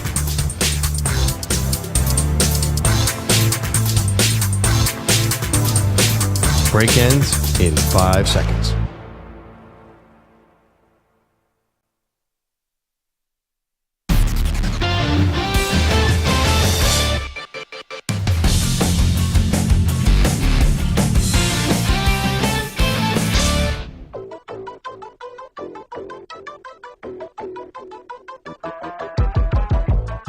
You're listening to the Zach Gelb Show on the Infinity Sports Network. Alrighty, Zach Gelb Show, Infinity Sports Network. So Jalen Hurts wins his first ever Lombardi Trophy. Out of quarterbacks in the NFL that don't have a ring, who will be the next quarterback to get their first ring? We will do an NFL little quarterback draft right here. Alrighty, Stu. Kindness of my heart, I'll let you go first. What do you got? All right. Okay. This is exciting. Because here's the thing. I think there's 3 quarterbacks that are obvious here. Yes. But then with that being said, the question just becomes who's the first one to go, which I think is tricky, and then you gobble up 2 and 3. So I say the kindness of my heart. I just want to defer and make you have the tough call here right out of the gate. Interesting. Okay, so I will go Josh Allen. I mean, I guess this year was, if not now, then when for the Bills, but I think they'll still be very good next year, and they'll still be right there. It's just a matter if they can get beyond the Chiefs. In this order, I will go Joe Burrow. He's been to a Super Bowl before. He's won a national championship. Now he needs to stay healthy. And then after Joe Burrow, I will take Lamar Jackson. Okay, so obviously I think those are the first 3 for most people. And I know who you're going with next. I already know it. Oh, do you? Yeah, I'm not going to tell you, because then if you weren't going to go there and then you're like, oh, Zach gave me a better answer, I don't want you to be cheating off my paper. So I have 2 picks here. The first one I will go with is... Oh, that's right. You get 2 picks, so you have to pick my guy here. I'm going to go Jared Goff first. Okay, that was not the guy I was going to Interesting. say. I just think the lines are very, very, very close. Could have easily been in the Super Bowl this year if they had just gone and done against the Commanders. So I'm more buying into the team here than the quarterback, I guess. Sure, that's fair. Well, you won a Super Bowl. That's all that matters. Yeah, so and he's also been to one already. So I'll go Jared Goff here. And then my next pick, see, I'm worried I'm going to not pick your guy, but we'll see what happens. I'm putting the pressure on you. I'm trying to play a little mind games with you. I'm staying in the NFC. Okay. I'm staying with the team that got very far in the playoffs this year, a quarterback that is very young, and that is Jaden Daniels. I think the sky's the limit for him, and I think it can happen in the next few years for him. That was the obvious one to me. I thought you were going to pick him before Goff, but I get it. The team success with the Lions, even though the Commanders got farther this year, right. I do think that the Lions are closer to winning the Super Bowl than the Commanders. So my next 2 selections here. I'm going to go like how you did with the Lions, just belief in a franchise. I didn't love the way that this quarterback looked at times this year, but I'm going to go belief in the franchise, and the Packers usually just spit out Hall of Fame quarterbacks and then Super Bowl champion quarterbacks. I'm going to go with Jordan Love. I'm going to take Jordan Love. Now, for the next pick, I think I'm going to trust the team here once again. Quarterbacks that have not won a Super Bowl to win their next Super Bowl, to win a first Super Bowl. I don't think this quarterback is great. I think he's just good. But Joe Montana, when he gave a ringing endorsement of Brock Purdy, that was good enough for me the other week when he joined us on the show. So I'll believe in this 49ers team. Give me Brock Purdy. So far off the board, Stu takes Josh Allen. I then take Joe Burrow and Lamar Jackson. Stu then takes Jared Goff and Jaden Daniels. I then take Jordan Love and Brock Purdy. So you have 2 more picks here, and I still got 1 more to go. What's your next pick? Okay, I will go to the AFC here, and I think this quarterback, similar to Jaden Daniels, had a very, very good first year. He also had a good second year, too. They made strides by getting to the playoffs and winning a playoff game, and that is C.J. Stroud. I think it's just going to be a matter if he can get beyond the trio of Allen, Burrow, and Jackson. But obviously, I think he can win the Super Bowl coming up here. So I like C.J. Stroud a lot. And this year, though, he just rubbed me the wrong way when he was acting as if he was a 15-year pro, and it was only his second year in the league. And that offense, they could have done, not blow them out like the Eagles did to the Chiefs, but their defense was that good up against Kansas City, and the offense just bleeped the bed. So, hey, it's still a good spot to be in your first 2 years in the NFL. But I did not have C.J. Stroud on my I was thinking of C.J. Stroud. That's who I thought you were going to end up taking, but I ended up going with Love and Purdy there. So you got 1 more pick here, right? I do. I will. This is where it gets tricky. It does get tricky here. So I think here, I'm not saying I don't believe the quarterback. I guess it's still to be determined if I believe the quarterback. I know who you're going. I think I'm going with more of the coach and what's going to be built. Pause. Is there a certain someone that works at this station? Yes. That if they heard this, Would they not would be lose happy their with mind. me, yes. Okay, I know who you're going with. That is Justin Herbert of the Chargers. Again, there are questions about him. I have my questions about him, but I think Jim Harbaugh is such a good coach that I could see it. It's not going to be next year, maybe in 2, 3, 4 years. It's a possibility, so I'll go with Herbert. All righty, so quarterback still on the board here. I'm not taking Dak. Or, I'll contemplate Dak. Giants don't have a quarterback. Seahawks, I'm not taking Geno Smith. Cardinals, I'm not taking Kyler Murray. Vikings, I'm not taking J.J. McCarthy. Bears, I'm not taking Caleb Williams. I love Baker, but I don't think he's winning a Super Bowl. Michael Penix Jr. is like an intriguing spot where I don't think the Falcons are going to win a Super Bowl with him, but could he have a Jaden Daniels impact next year? I guess it's possible. I don't think Tua gets a Super Bowl. Bo Nix had a very good season. Steelers don't have a quarterback. Browns don't have a quarterback. Man, you know what? You know what I'm going to do? I know what I'm doing here. I'm taking a quarterback that's not even in the NFL yet. Arch Manning. I'm just banking on the last name and him going on to be, even if he's a mixture of Peyton and Eli, that's good enough for me. Because I can't stomach taking Dak Prescott. He's with the Cowboys. The Cowboys haven't sniffed an NFC championship game since 1995. Michael Penix Jr. was intriguing. Bo Nix, because it's similar to the Chargers way that you went with a really good coach, and also Bo had a very good season. But that roster still needs a lot of work, especially on the offensive side of the ball. So I will end up taking Arch Manning. So quarterbacks to win their first Super Bowl next.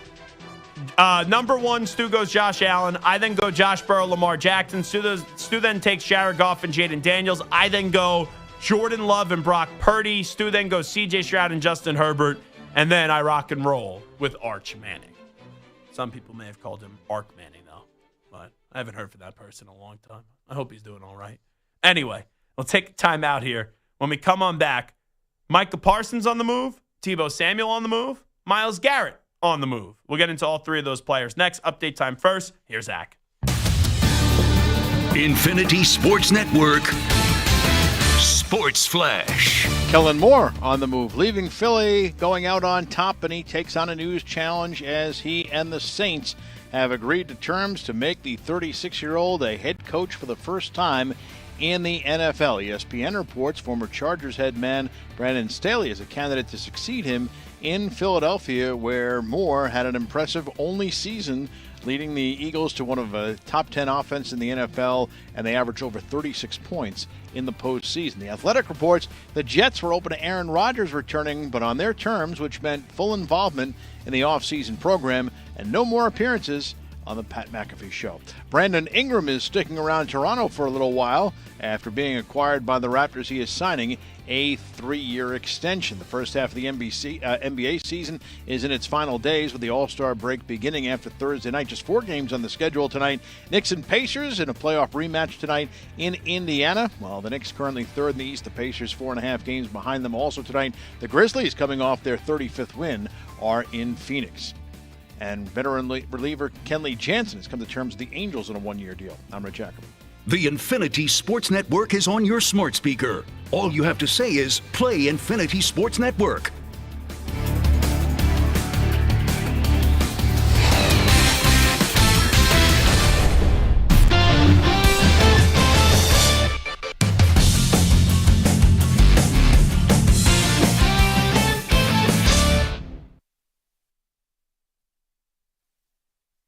You're in a 5-minute break.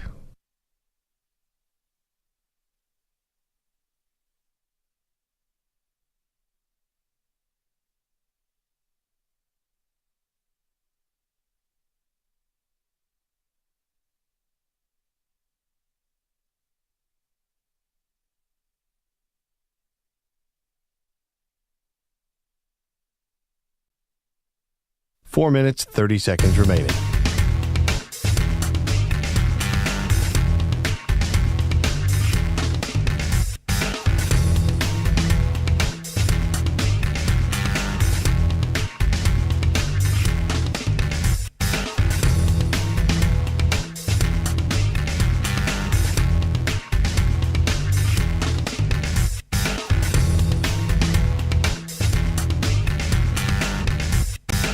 Four minutes remaining.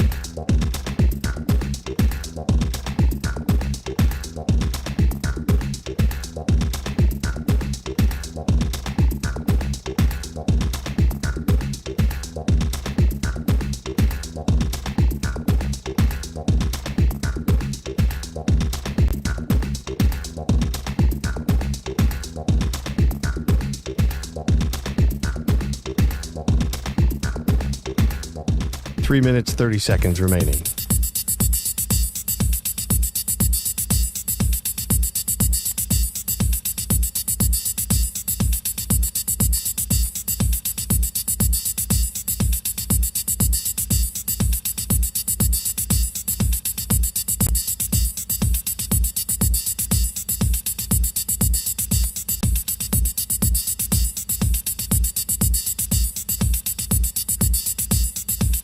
Three minutes remaining.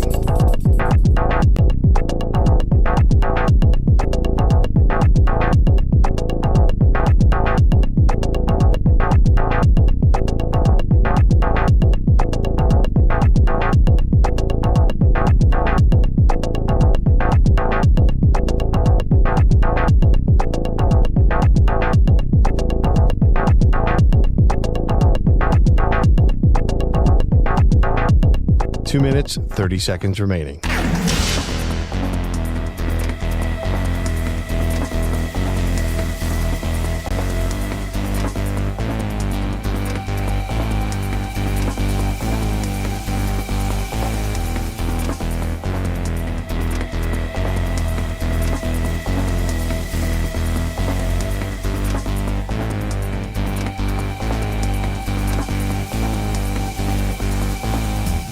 Two minutes remaining.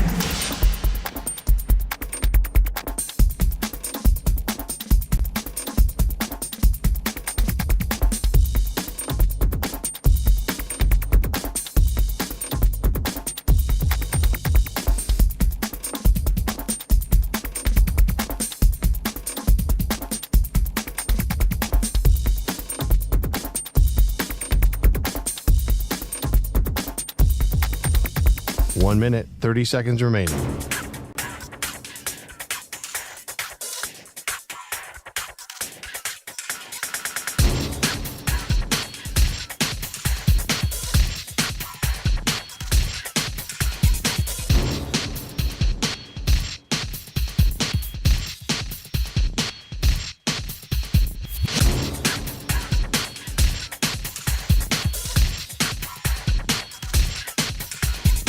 One minute remaining.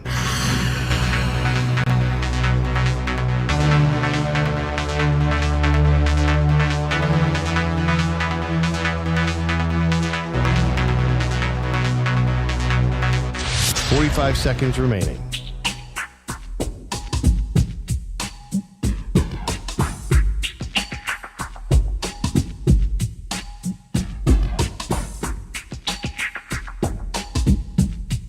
Thirty seconds remaining.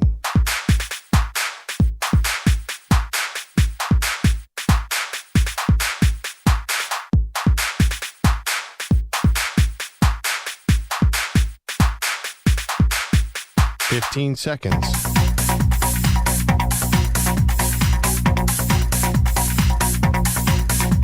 Break ends in 5 seconds.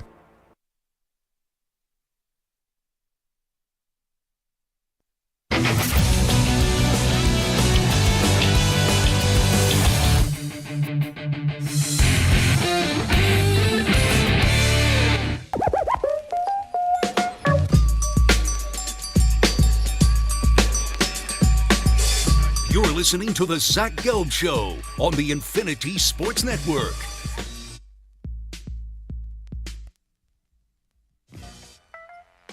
This portion of the show is brought to you by Ethos Life, the easy way to get life insurance in 10 minutes, up to $2 million in coverage with no medical exam, just a few health questions. Get your free quote at checkethos.com. Not available in all states. Bobby asked me this in the YouTube chat. He said, Zach, what do you think about Aaron Rodgers potentially going to the Minnesota Vikings?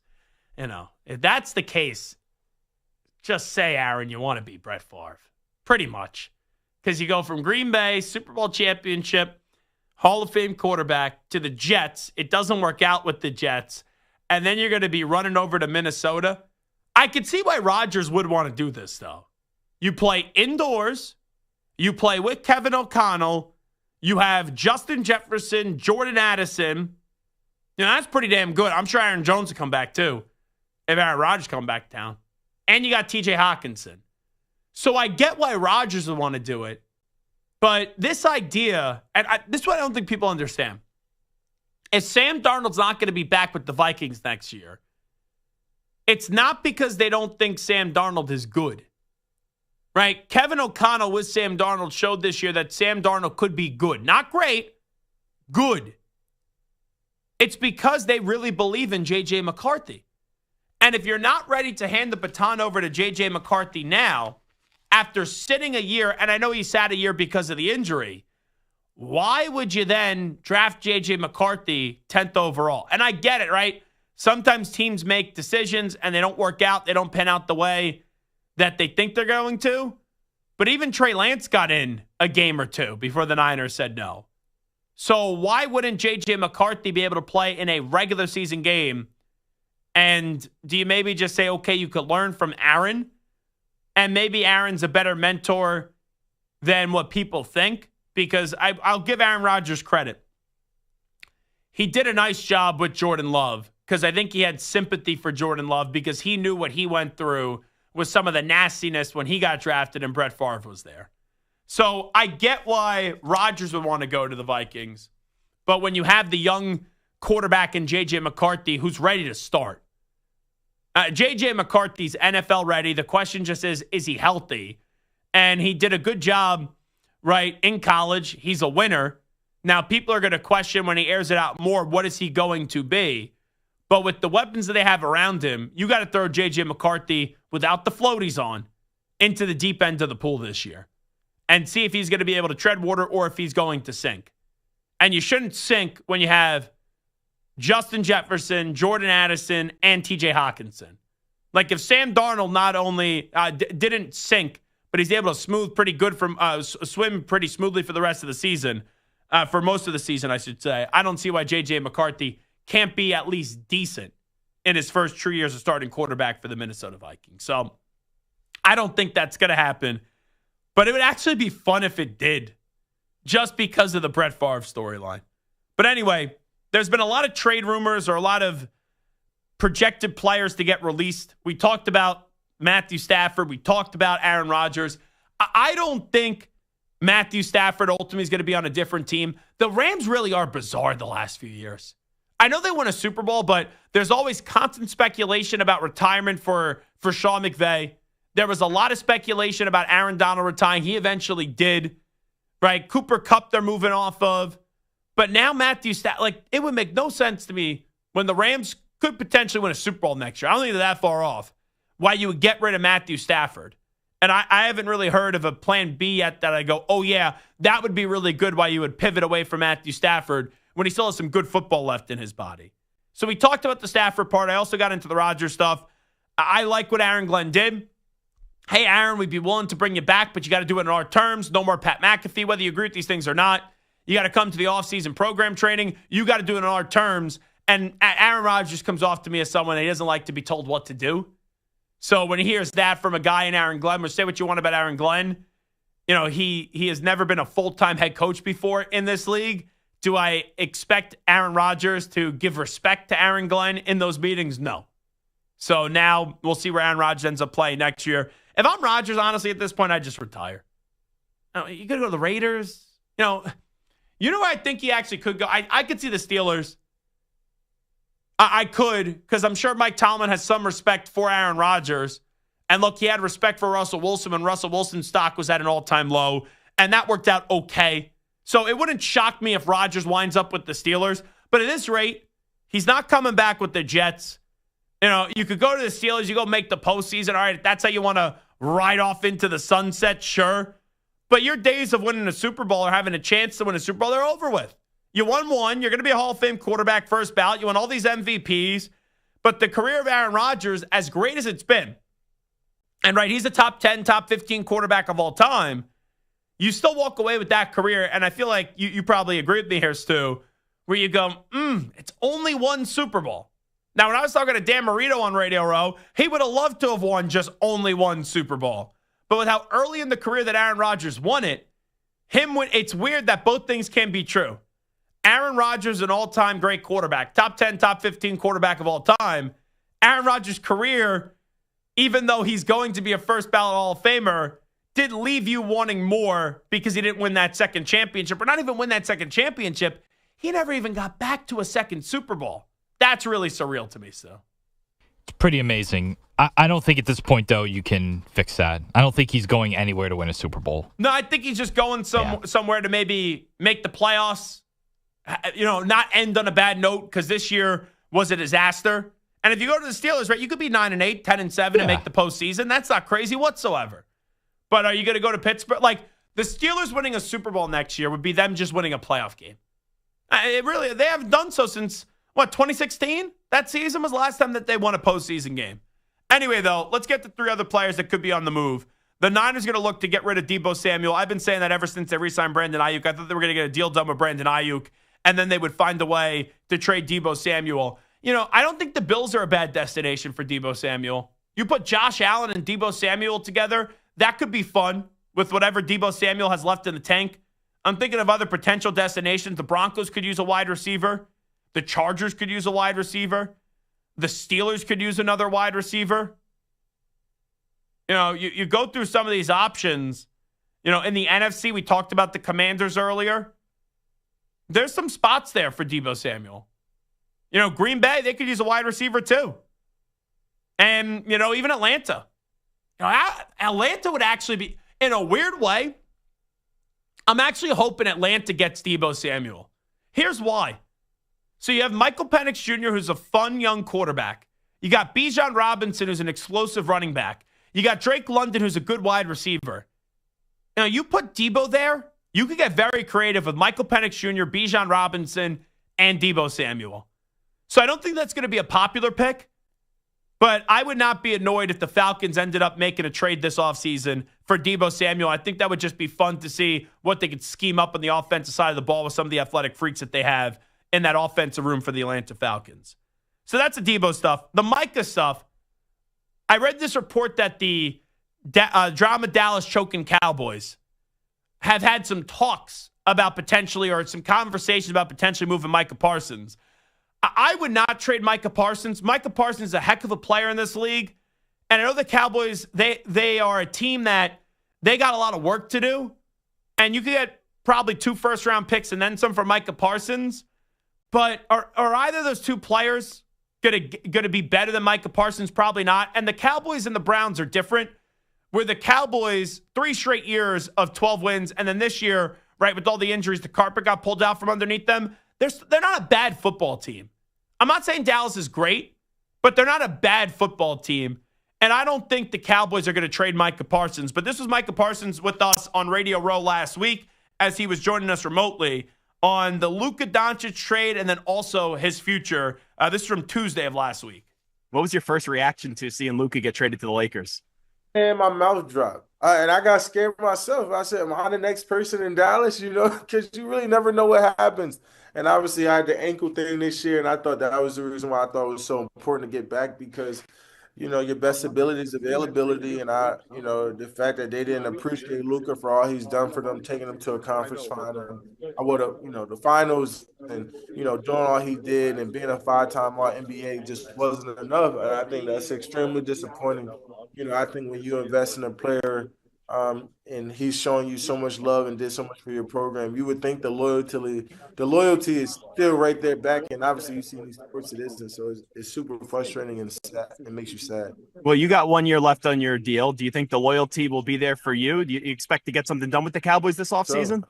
I will hope so. So there's no trade request coming from you? I know, right? People see Myles Garrett with the trade request the other day. People go, I wonder if Micah's going to follow suit there. No, I don't plan on following suit. As long as I get a deal done, I think I'll be pretty happy. So there you go. Hey, that's very clear. He wants to stay there, but the Cowboys have to want to get a deal done. And Micah Parsons has a lot of power with this podcast, and he's never afraid to give a headline or two or a soundbite or two. So if the Cowboys want to play the same games that they played with Dak Prescott with Micah Parsons, I don't think that will go that well for Jerry Jones, even though he runs his franchise based off making more clicks and headlines, so maybe he could be actually getting what he really wants. But I could see Micah then firing back. I don't think that we'll ever get to a point of contention where it's fractured beyond repair, and the Cowboys are slow with contracts, but they end up getting it done, and I don't think Jerry's going to let Micah Parsons leave. Now, Myles Garrett, he's definitely gone. It's just one of the Browns going to say, okay, we're trading you. And I understand why the Browns would play hardball right now. It makes a ton of sense to play hardball right now because you want to build a market here, and you know that there's going to be a lot of teams that are going to be interested in him, so you got to suck every asset out of them. That's what you got to do. Here was Myles Garrett, with us last week on Radio Row why he requested a trade. Trying to look out for my best interests and the future of my career. I think that's been what it's always been the main purpose, the main goal. I know there's some people in Northeast Ohio that I'm disappointing. Just know that I will always have love for that community, but just want to continue to press forward my career and achieve higher heights. I get it. It makes sense to me. Yeah, I mean, just want to make sure that people understand that this is all about football. It's not about money or attaining another contract. Just want to play meaningful football at the end of the year, be playing it late into January and into February. And then let's also hear from Myles Garrett on what fan bases have been the most vocal in trying to get him to find a way to force a trade to their destination. The Eagles have been out in full force. I've heard a good amount from Detroit, and Commanders have spoken up a couple times as well. And the Eagles, right? They're in the big game. Yeah. Howie Roseman's always wheeling and dealing. Could see yourself eating some cheesesteaks and winning a championship in the city of brotherly love. I mean, we went there for a preseason. I definitely got me a cheesesteak. It lived up to my hopes. I'm not gonna stay too attached to any one team at this point. I know my fate is in my hands, but it would be a hell of a destination. So I said last week there's 5 teams that I thought could go really be in play here for Myles Garrett based off what he just said. And I said Eagles, Bills, Chiefs, Lions, Commanders. There's still an unknown, though, about how consistent the Commanders are going to be. Now, there's a lot of reason to believe in them because of Jaden Daniels.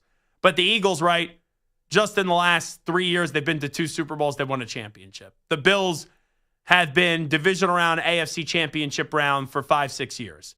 The Kansas City Chiefs, we already know they've won 3 championships. And the Lions, they have been to an NFC championship game 2 years ago. And this past season, they were the number 1 overall seed in the NFC. So as much as I like the Commanders, if I'm Myles Garrett, Eagles, Bills, Chiefs, Lions would really be the 4 teams I'm considering. I'm telling the Cleveland Browns, hey, you got to trade me to one of those 4 teams and see if you could work with Cleveland and create that market that's going to be there where the Browns get what they want for Myles Garrett, and Myles Garrett gets what he wants as well. All righty, we'll take a break. We got 1 more hour to play on this Tuesday. When we return, Kellen Moore is going to the Saints. That means we know all 7 hires in the NFL. How do we rank them 1 through 7, best and worst? When we come on back, we'll do that when the Zach Gelb Show continues after these short messages.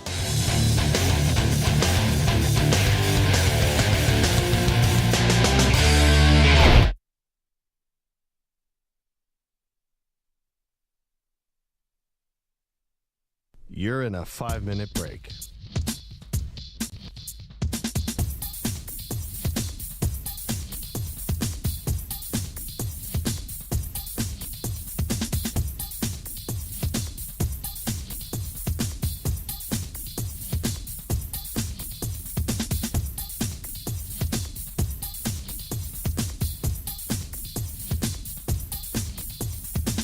Four minutes, 30 seconds remaining.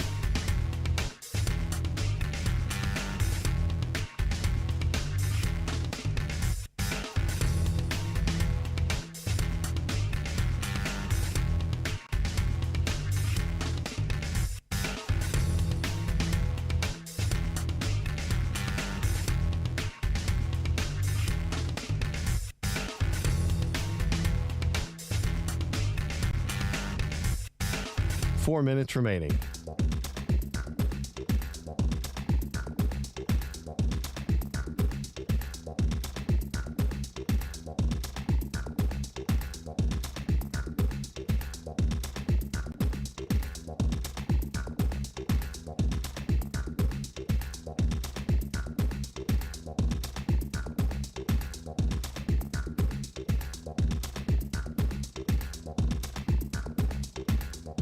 Three minutes, 30 seconds remaining.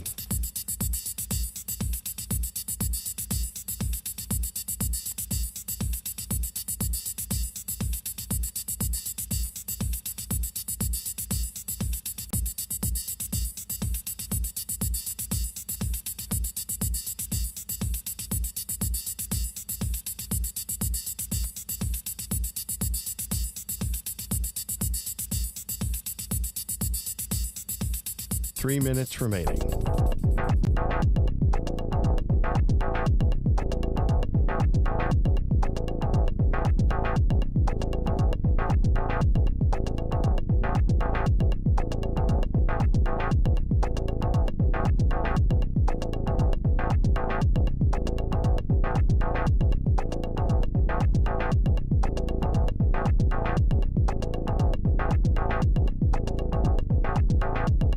Two minutes, 30 seconds remaining.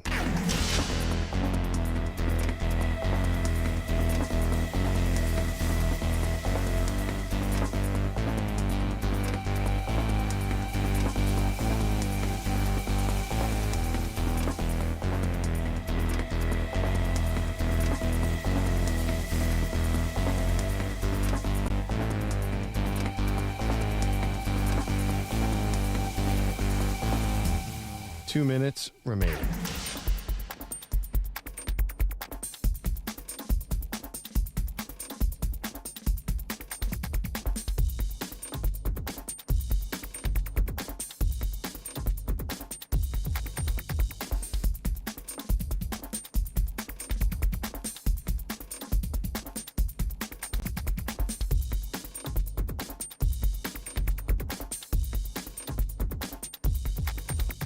One minute, 30 seconds remaining.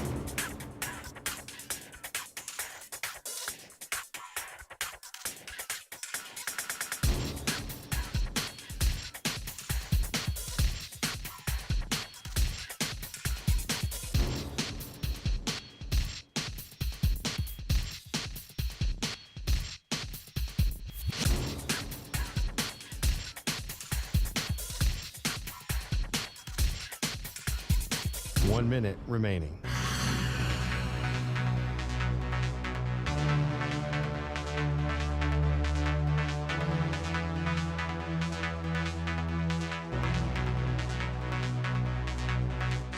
$45 seconds remaining.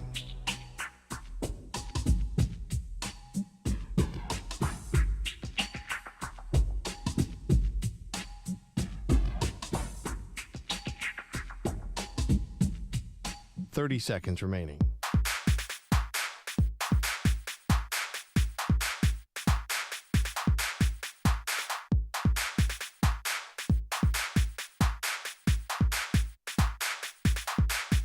$15 seconds.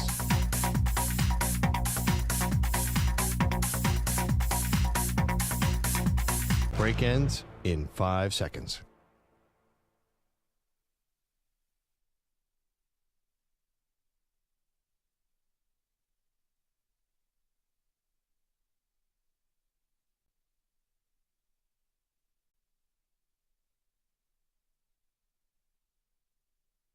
To infinity and beyond. He's live. He's nationwide. This is the Zach Gelb Show.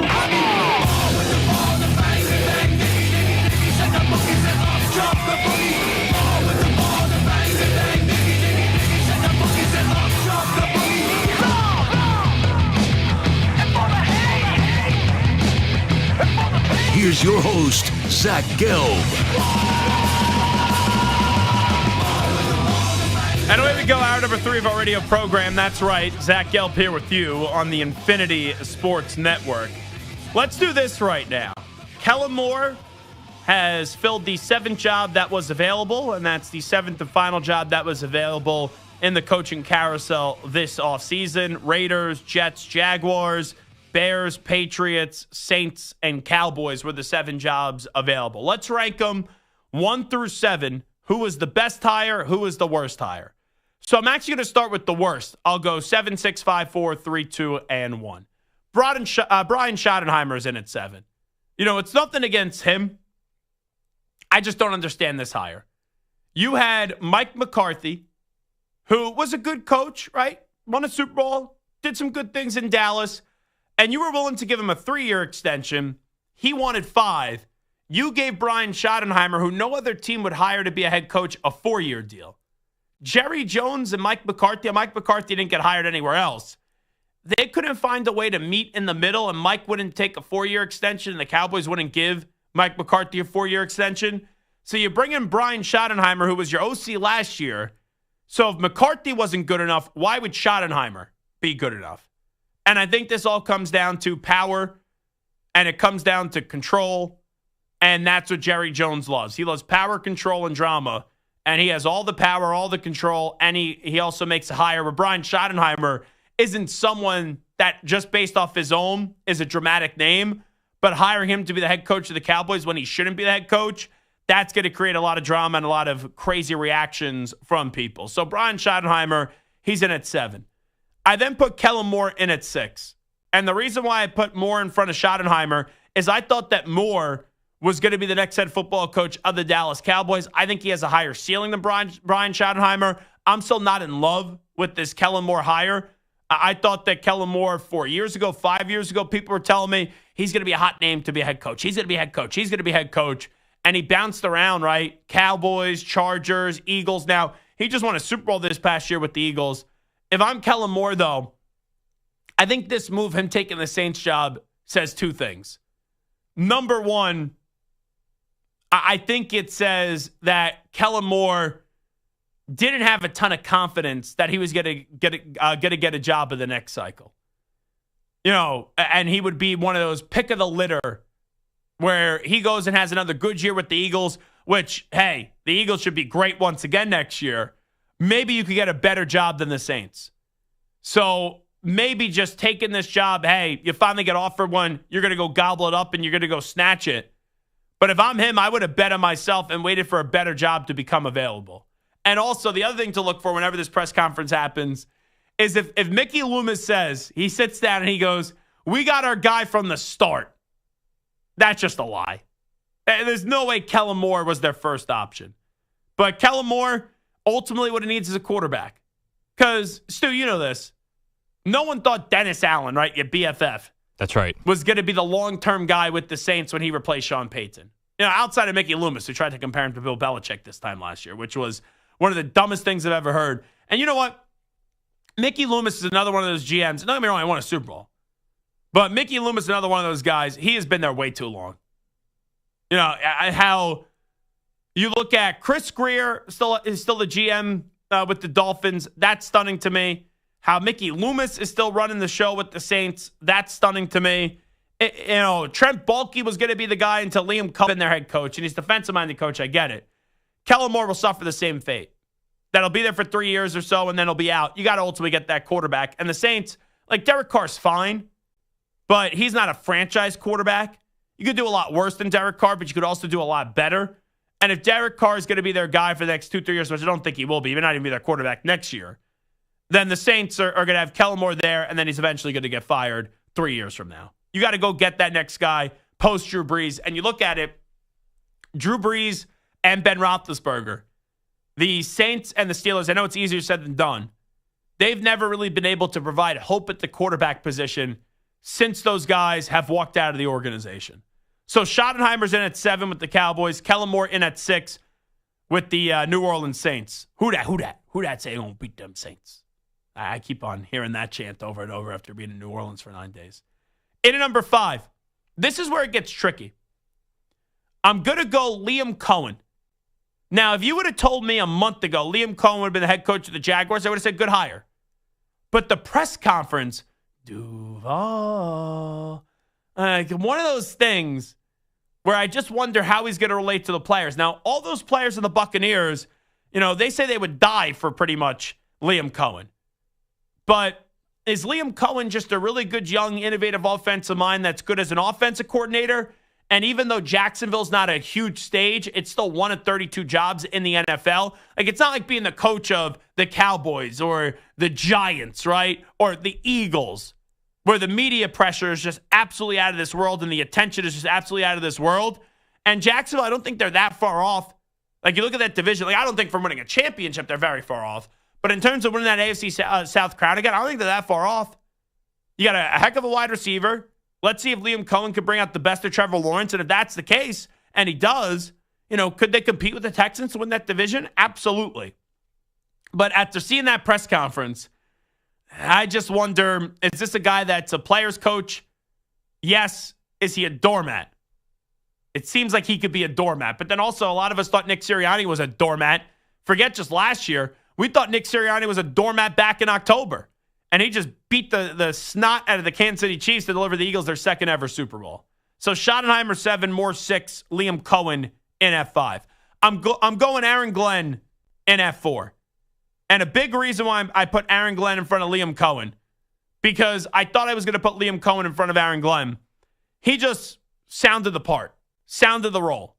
And the Jets need some order. The Jets need an authoritative voice, and they need someone that's a no-nonsense type of guy. And Aaron Glenn fits the mold. I'm not saying he's going to be great, but Aaron Glenn fits the mold of what a coach should be like in the year of 2025, right? Players coach, but not a doormat. That's kind of my scale. Players coach, but not a doormat. Robert Saleh was a players coach. He was a doormat. So Aaron Glenn really kind of flexed his muscles, because listen up, this is once again Diana Rossini on Aaron Rodgers meeting with the Jets. This is courtesy of our friends at the Scoop City podcast with Chase Daniel. When they had conversations with Aaron Rodgers about what the future would look like, if you're going to be part of this team, you're going to attend all of the training camp. You're not going to do Pat McAfee interviews anymore. So they were really trying to change the way. They said that? Yeah. They had a conversation with him of, if you were to stay here, here's how we would want it to be. So this, to me, is Aaron Glenn getting control back. So that's big. Now, I don't think Woody Johnson was thrilled from what you hear about the idea of Aaron Rodgers coming back. But I think Woody allowed Aaron Glenn and the new GM to make this decision. And I think Woody knew in the back of his mind, right, through these interview processes, when you let the new GM and the new head coach speak their mind, I think Woody realized I don't have to really over-voiced my opinion here if they knew they were going to hire Aaron Glenn. Because Woody said he was going to leave it up to the GM and the head coach. But Aaron Glenn must have said in his interview, I'm good with bringing Aaron back. I would like to have Aaron back, but he's got to do it our way or the highway. And once you say that with Aaron Rodgers, Woody probably sat there and go, okay, we'll be looking for a new quarterback. So I like the way that Aaron Glenn sounded at the press conference, and I like this first move, even though you could argue it's better for 2025 for Rodgers to be there. But I would still say for the Jets, I would just say rip the Band-Aid off now. Because even if you bring back Aaron Rodgers, if everything goes right, what do? You go to the playoffs and you lose wild card weekend. Maybe you win one playoff game at most, and I think that's even pushing it. So I like that you have a coach that's in control now. But ultimately, like I just said about about Kellen Moore, you got to go find the quarterback. And the Jets for the last 3-4 years, they've been stuck on, hey, good young roster, Quinnen Williams, Garrett Wilson, Sauce Gardner. But if you don't eventually find that young quarterback or a quarterback, period, A, you're not going to win a lot of games, but then B, you're going to have some of those young players get frustrated, especially in a high media market like New York, and they're going to want out. You've already had trade rumors with Garrett Wilson that he's already getting frustrated with everything that went down the last 2 seasons. In at number 3, I'm going with Stu's team, the Raiders. I know that the Raiders wanted Ben Johnson. Ben Johnson got oohed and awed by Tom Brady, but ultimately said, the Raiders don't have a quarterback. I'll go to Chicago, and I'll go team up with Caleb Williams. But the Raiders, who don't have a lot to offer, like if you're talking about the Raiders, it's Max Crosby, it is Brock Bowers, and then everything else is really interchangeable. Like, yeah, Christian Wilkins is a good young player. Spillane's still there, right, the linebacker. He's good. But it's not as if the Raiders have these unmovable pieces. And I'm not even going to say that Max Crosby isn't unmovable. Because with how bare that this team is and the cupboard, how bare it is, you can make the case, go trade Max Crosby for 2 picks, 2 first-round picks, and then you could really reset the foundation of your franchise. I think the only untouchable player on the Raiders right now is Brock Bowers. And Brock Bowers, right, one of the best rookie seasons for any player that you'll ever see, period. But as I said with now Aaron Glenn, and as I said now with Kellen Moore, I could like this Pete Carroll hire because really the Raiders getting Pete Carroll, they outkicked their coverage. That's what they did. Now, I get it. Pete's not going to be there for the long haul because he's up there in age. But if I would have told you a month ago when this search started that the Raiders could get Pete Carroll to be the head coach, I think everyone in Raider Nation would be like, okay, that's fine. He's a stopgap a little bit, but I don't mean that in a bad way because you need someone to get the culture and the foundation of the Raiders back. And they haven't had that in a while. So Pete Carroll, 3 to the Raiders. Here's where it gets tricky. Vrabel or Ben Johnson. And the tiebreaker for me is experience against inexperience. You look at Mike Vrabel, I know people go, oh, what did he really win? He had Ryan Tannehill as his quarterback. He had some good defensive players, but outside of Simmons, it's not as if they had these guys on defense that you're like oohing and ahhing over. Mike Vrabel, what he did with Tennessee is pretty damn good. 1 year he made the AFC Championship game. Another year, they were the number 1 seed in the AFC. And don't get me wrong, they did have A.J. Brown. They did have Derrick Henry. So you had 2 great players. But the rest of the team, I'm not saying there weren't other good players on the team, but it wasn't as if you had a plethora of household names. And I don't care who you are, when Ryan Tannehill is your quarterback and you get that success, and I know he's more of a defensive mind, Mike Vrabel, than offensive mind, even though he caught a bunch of touchdowns when he was playing. I think that experience is what I value the most. And Vrabel, maybe outside of Dan Campbell, I don't know if there's a coach in the league that's more players coach but not a doormat. I guess you could say Andy Reid, but Andy Reid's more from the older guard. Tomlin, both Harbaughs you could talk about. But Mike Vrabel seems to be that perfect blend of, played far removed, but not that far removed from playing. Really good conversations with his players. All of his players love him. He could still be demanding, but they respect him. but he also isn't demanding like how Belichick is demanding or Parcells is demanding. So I look at Mike Vrabel. Mike Vrabel, to me, is someone that is player's coach, not a doormat. And I look at Mike Vrabel also with the experience and what he did in Tennessee. I think he's number one in the hiring. And then it's Ben Johnson, too. But you can flip-flop those. Because those two were the crown jewels of this hiring cycle. It was Vrabel and Ben Johnson. Vrabel was the best experience name out there perceived once Belichick was off the board. And Vrabel's much younger than Pete Carroll. So I think Vrabel's a little bit more attractive than Pete. And for Ben Johnson, people think, he could be the next Bill Walsh. Like, I think that was Rex Ryan who said he could be Bill Walsh. That's how blown away he is with the offensive mind of Ben Johnson. But how many times have we seen head coaches that were offensive coordinators, they become head coaches, and they end up crapping the bed? That's the only hesitation with Ben Johnson, is he just hasn't been a head coach before. And we don't know much about Ben Johnson. We know what he did the last few years, but we don't know much about him personally, too. So I think that's the way that I rank those 7 hires after giving it some thought. Vrabel 1 with the Pats. Ben Johnson 2 with the Bears. The Bears. Pete Carroll 3 with the Raiders. Aaron Glenn 4th with the Jets. Liam Cohen 5th with the Jaguars. Kellen Moore 6th with the Saints. And then Brian Schottenheimer 7th with the Dallas Cowboys. Who was the best hire of this cycle? Who was the worst? 855-212-4227. 855-212-4227. We'll take a timeout. We'll come on back. News brief time next. You're in a 5-minute break.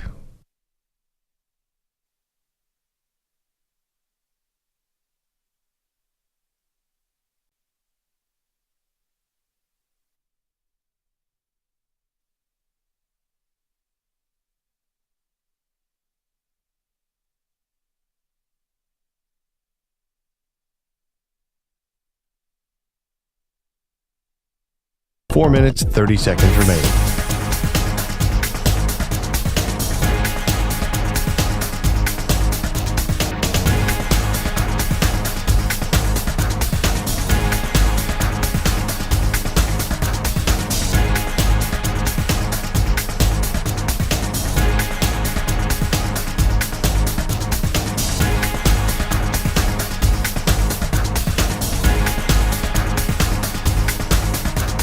Four minutes remaining.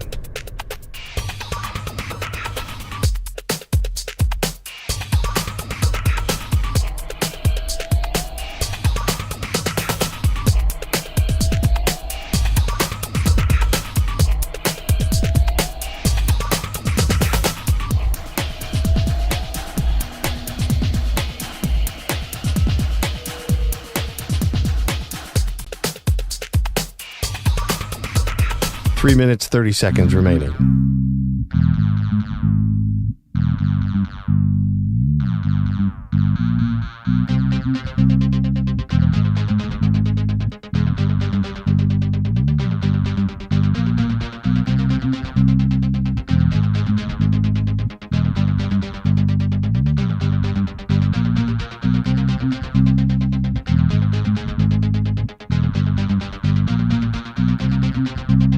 Three minutes remaining.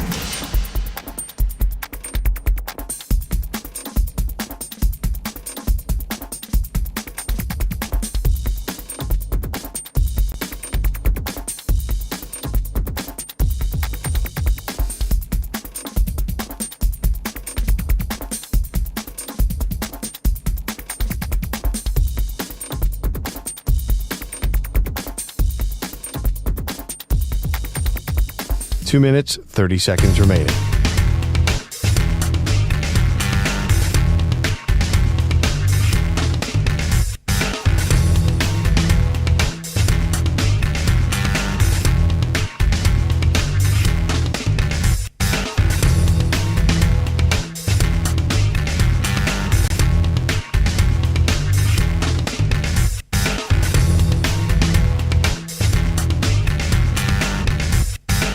Two minutes remaining.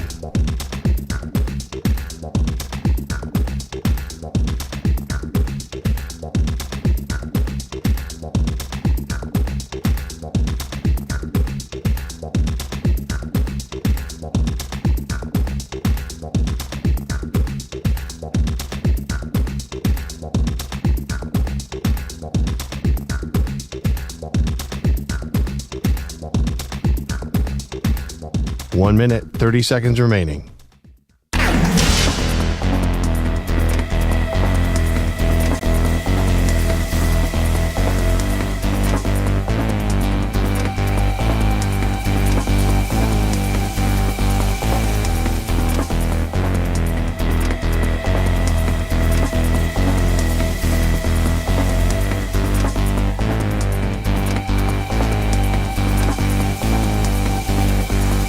One minute remaining.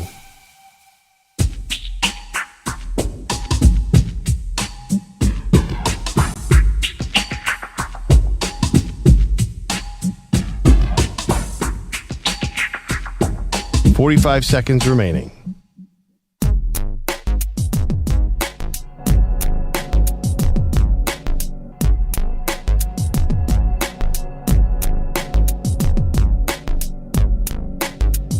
.30 seconds remaining.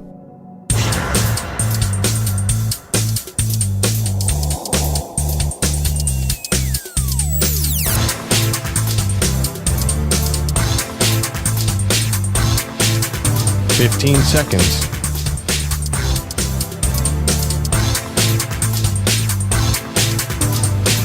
Break ends in 5 seconds.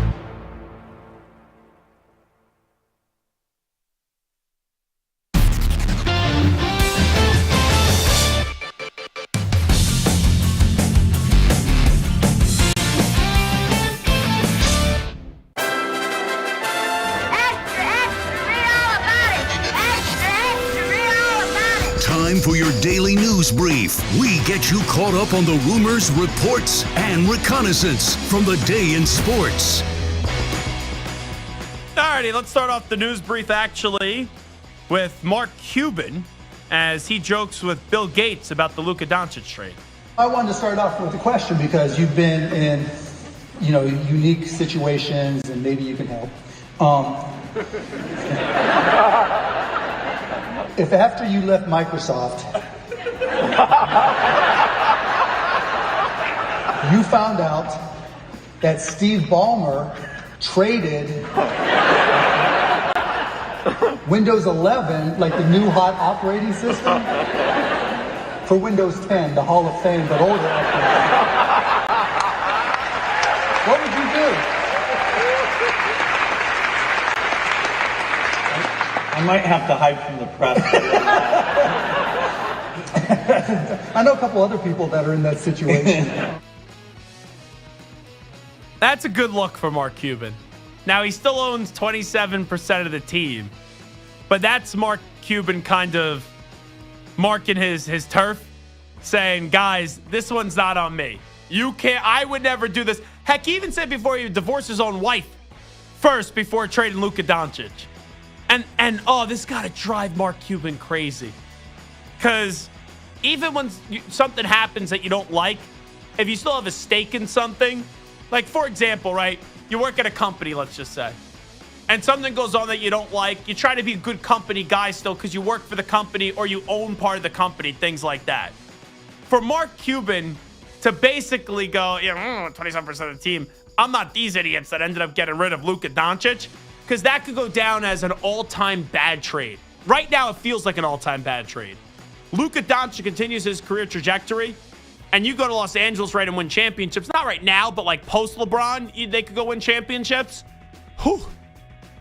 This is going to be one that's going to be associated with just being a clown show and a bleep show, and Mark Cuban wanted no part of that. And Cuban used to be very popular. I think since the election, his stock has kind of taken a hit.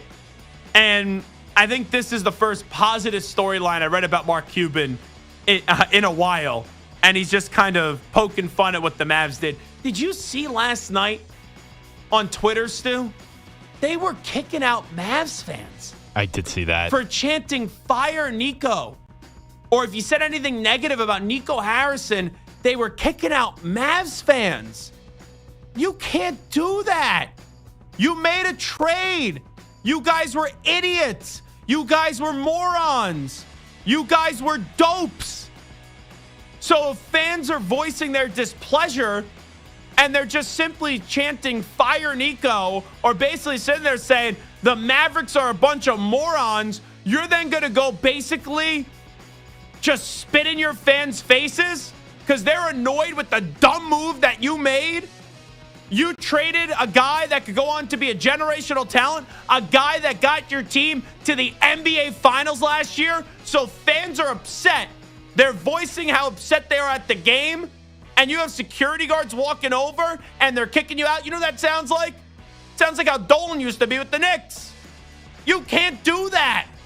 Adam Silver's got to pick up the phone today, and he's got to tell the Dallas Mavericks, stop being morons. You made your bed. Now lie in it. Oh, I couldn't believe. I thought that was The Onion. I thought that was fake news. I didn't think those were real tweets. I thought it was AI generated. I couldn't believe that you had people getting kicked out of the Mavericks game last night for what, just saying fire the GM? Or chanting how much they miss Luka Doncic? What a joke. The Mavericks went from being in the NBA Finals last year to still having a good team on paper. But once you trade Luka Doncic and now AD's hurt, even before AD got hurt, once you traded him, you were stupid. You became a laughingstock. You just can't trade a player like that and get basically very little in return for that great player. And you can have all these conspiracy theories and everything, but what really annoys me, not only the trade, but the fact how much they're disrespecting their fans now for just voicing their opinions. You know what? I think we should go to a Mavericks game. We should go to a Mavericks game. We should chant Fire Nico and then try to see the Maverick security guard try to drag my tall, big 6'4" ass out of the building. I wouldn't do them any favors. What a disgrace. What a joke. Here is Kevin Durant. Was he disappointed he wasn't traded? No, I always had a goal of just playing my contract out and seeing what happens. I can't focus on a year and a half down the line. I try to focus on the day ahead of me, and I know that'll be a topic. That's probably the most frustrating part about being in trade talks is that the microscope won't be on solely just me the rest of the season.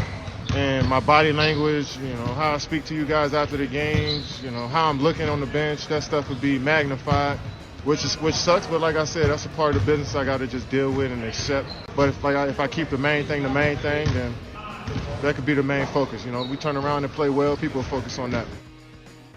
Stu, 10 years from now, when Durant's, been long retired, what do you think? Or actually, let's go 20 years from now. How do you think we'll look back at Kevin Durant's career? Kind of disappointing. I'm going to be kind of disappointed. Just how, he moved around. It's very Rodgers-like. Yeah, that's is a lot what like Rodgers-like I just went with. Yeah, it sounds fine. It is. And I know he won the 2 in Golden State. I don't take those away from him, but just the moving around so much, and I don't know, it's just like a sour taste. He could have been a top 10 player of all time for sure. I think we're going to think of him more of the 20th best player of all time. So he's definitely in top 20. You could argue he's top 15. Some could say he's top 10, but you know what is so damaging for his career? What's the first thing you think of? I want to see if you could get this. But it's the first thing I think of now with Kevin Durant, who just like Rodgers, right? He's an all-time great, right? Easily a Hall of Famer. It won't even be a discussion. I know he's won 2 championships, 2 finals MVPs. You look at for Aaron Rodgers, he won a Super Bowl and a Super Bowl MVP. But for Durant, what's the first thing you think about? Honestly, the first thing I think about is the Nets drama and how that was so poorly orchestrated and how it ended and how he forced his way out of there. It was just kind of a complete mess. Mine's Charles Barkley. Oh, bus driver. Yeah. Bus rider. That some people are bus drivers, others are just riding the bus, and KD's just riding the bus. That's true. That's something that sticks with him. And I don't know in terms of it's weird to call Chuck an analyst. But in any analysis that's ever occurred, if there's anything that just sticks in my brain more than that line, that ended up being true. And it's wild. So you could be a top 20 player of all time, and still when you retire, because of your insecurities and how sensitive you were, where he should have just, you know what he should have done? Durant should have just said bleep everybody, because he made a bleep everybody move going to Golden State. And I'm one of the few people, I didn't really care when LeBron James went to the Heat. I just didn't like how he did it. And I didn't care that Kevin Durant went to the Warriors. But if you're going to play that role of a villain, embrace being the villain. And Kevin Durant didn't have the toughness to embrace being the villain because right? He grew up in our era. That's social media era. And when you grow up with a phone in your hand, you could say, oh, yeah, I ignore the noise. But he wasn't able to ignore the noise with all the burners and just going back and forth with like irrelevant people as well. That's something I just don't get. So anyway, if I was Durant, I would have just accepted a trade back to the Warriors this year. But then it's kind of like you're going back and you took your ball and you ran back home. But I at this point, I'd rather have KD and Steph back together than KD on the Suns with that career just wasting away. All righty, let's go to T. Higgins. He's on Fox 19 in Cincinnati. Does he want to stay with the Bengals? We all want to, keep the core pieces what it is. Even with Mike Gesicki, you know what I mean? That's a core piece as well. So obviously we want to build something here in Cincy, but it's not in my hands right now. So I got to do what I need to do, and if that's go to another team, and that's what happens. Nothing against Mike Gesicki, but a good year. But core piece for the Bengals? When you think of core pieces, you think of Burrow, Jamar Chase, T. Higgins, and then Trey Hendrickson. Now, they let Jesse Bates walk away, and that really derailed their defense. On offense, if they let T. Higgins walk away, because of how great Joe Burrow is and because of how great Jamar Chase is, I don't think it's going to derail their offense. I could get why T. Higgins wants to stay. I could get why Jamar Chase and Joe Burrow want him to stay. But there's only so many mouths that you could feed. And Jamar Chase's contract is going to be astronomical. You already gave Joe Burrow one of those big deals. If they're making Jamar Chase wait, and they still haven't paid Jamar Chase, I don't think that they're going to find the way here in the 11th hour to get a deal done with T. Higgins. So I expect T. Higgins to go somewhere else. Let's go to Cam Newton. This was on Overtime with Travis Hunter. So this was on Radio Row when Cam's interviewing, I think it was Travis Hunter. And he gave advice to Travis Hunter about being the number one pick. How did you handle the pressure of being the top pick? Let's put it in perspective. You're the top pick because what? Where you play. No. You're looking at it from a personal situation. I'm talking about from the professional situation. You're the top pick because that was the worst team in the NFL the year before. For me, I wanted to be the number one pick. You could potentially be the first pick, but bro, you have no way of impacting the game like a quarterback does. You can lock down the number one receiver. You can make impact plays on offense all you want, but it's still not like a quarterback. My issue is when I was the first pick, I went into a locker room of losers. Guys didn't know how to win. Guys didn't know how to prepare. It was a culture shock for me. The games don't mean a lot to a lot of people in the league like you would expect. It's just money. Not everybody has capabilities to be impact players. They're just players. So I understand when you get drafted, in most cases, when you're number one overall pick, you're not going to an ideal destination. But Cam's saying he was in a locker room full of losers. Whew. That's rough. Steve Smith Sr. a loser? Because if Steve Smith Sr. is a loser, and I know Cam won a national championship in college, then Cam, you're a loser. Steve Smith didn't win a Super Bowl, but he made it to a Super Bowl, and he played great in that Super Bowl up against the Patriots. Is Greg Olsen a loser? Now, I'm going through it. Just those two players right away. Saying that that's a locker room full of losers, I can understand why you had someone like Steve Smith really clap back. There's some good players in the organization. Thomas Davis, you have J.J. Jansen. There's some good players on those teams. I'm telling you, if I'm one of those players that were on that team in Carolina, I'm not happy about that. Let's go to Jalen Hurts on overcoming adversity in his career. There's a point where I realized I could put a limit on myself, if I had the right mentality and the right approach and the right effort. And so when you host those trophies, it's more so about the journey and less about the results. And let's go to Nick Sirianni talking about Jalen Hurts. We can prepare as coaches all we want and try to put him in position to succeed, but then it comes down to him recognizing the look from his film study all week and all 2 weeks in this case and getting to the right play. So he did an unbelievable job of that yesterday. So there you go, Nick Sirianni, Jalen Hurts from an Eagles perspective, right? That's how you got to remember this Super Bowl, because it's just validation for the success of Nick Sirianni after many people, including myself, question him for Jalen Hurts. I think he's a top 5 quarterback in the NFL. Right now, when you think of 5 best quarterbacks in the NFL, in no order, Mahomes, Josh Allen, Joe Burrow, Lamar Jackson, and then obviously Jalen Hurts as well with what he's been able to do twice in the Super Bowl and be able to win one, but he outplayed Mahomes both times. That's a news brief. 855-212-4227. 855-212-4227. Let me squeeze in a call here. Forrest in Michigan. He is next up on the Infinity Sports Network with Zach Gelb. Forrest, what's happening? Hey, how you doing, Zach? When you guys were doing that coach comment about like the coach, it was the Dan Campbell thing is, to me, he was only as good as his staff, and there's a lot of people here that agree with that. And you know, he's still that guy from Miami when he was the intern, and then he didn't get turned into a head coach then. And we're kind of getting tired of that crying at the podium. We want, like, you know, you've been a head coach for a few years now. Learn how to take a loss. Every time you tough loss, we're not as. Are you a Lions fan? Yeah, I am. I'm a season ticket holder. Okay, so let me just say two things. One, I agree with you in terms of the crying at the podium. Like when he lost this year in the playoffs, I said, here come the Dan Campbell tears. I think they've moved past that point. I know that's who he is, but I would not have done that. But saying getting tired of Dan Campbell, man. Oh, no, not getting tired of him. No, we love his heart and everything. Sure. I'm getting tired of his tears. But we also think that he was only as good as his staff. So, like, we like this year when it comes along, because the first year when Ben Johnson wasn't the coordinator, and then Aaron Glenn had to demote the DB coach, everything was in shambles at a point in time. So you lose these key elements of our team.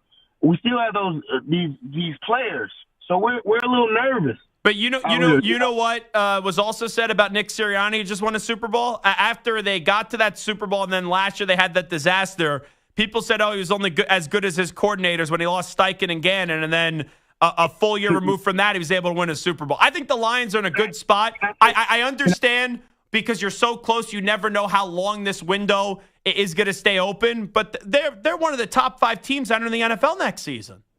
Yes, sir, Zach. Can I say one thing about that Philadelphia thing, though? Yeah. It's one thing about Sirianni that I don't think nobody else gets. He is so Philadelphia. He is. Like, nobody gets that. Like, I understand all the antics and all that, and those players are feeding off of that. And he is that city. It's like I feel like I know he's not from there and do all that, but it just feels like he is that city. He's like Delco Dan. That like if you ever lived in Philly, you would get when people say, he's a Delco Dan type of guy. You would think he's just a regular guy walking down the streets of Philly. But isn't that Dan? Like, doesn't Dan Campbell reflect the Lion fan? At least from afar, that's what I feel like. I mean, we're not that dramatic, but we're passionate. We're that passionate, but we might not be that dramatic as him.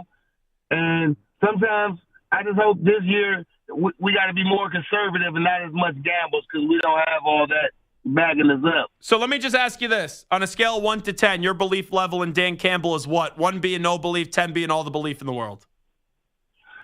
I give him a 6. Okay. Well, Forrest, I appreciate it. Thanks so much for making the phone call today. And I'm surprised he got some skepticism on Dan Campbell. I get it. The team was 15-2, and they absolutely laid an egg in the divisional round of the playoffs. They were terrible. And the defense, the injuries caught up to them. And offensively, in that game, they did not get off. They got off to a little bit of a decent start right out of the gate. But that offense, Jared Goff, was just not good in that game. But before Dan Campbell, they were, I don't want to sound like Cam here, but under Matt Patricia, they were a bunch of losers in Detroit. And Dan Campbell goes 3-13-1, 9-8, 12-5, 15-2. Now, I would give him a little bit of a longer leash here. And I'm not saying that they were calling for him to be fired, but they go into next year as the second best team in the NFC? Even if you want to say, the 49ers get back to form, at worst, they're the third best team in the NFC. I don't have that many questions about Dan Campbell. And also, I'll defend the aggressiveness because I was in Philly when people used to slam Doug Peterson for his aggressiveness. They used to do a Stu-Nod meter in Philadelphia, 97.5, the Fanatic, for Doug Peterson. And people wanted him gone.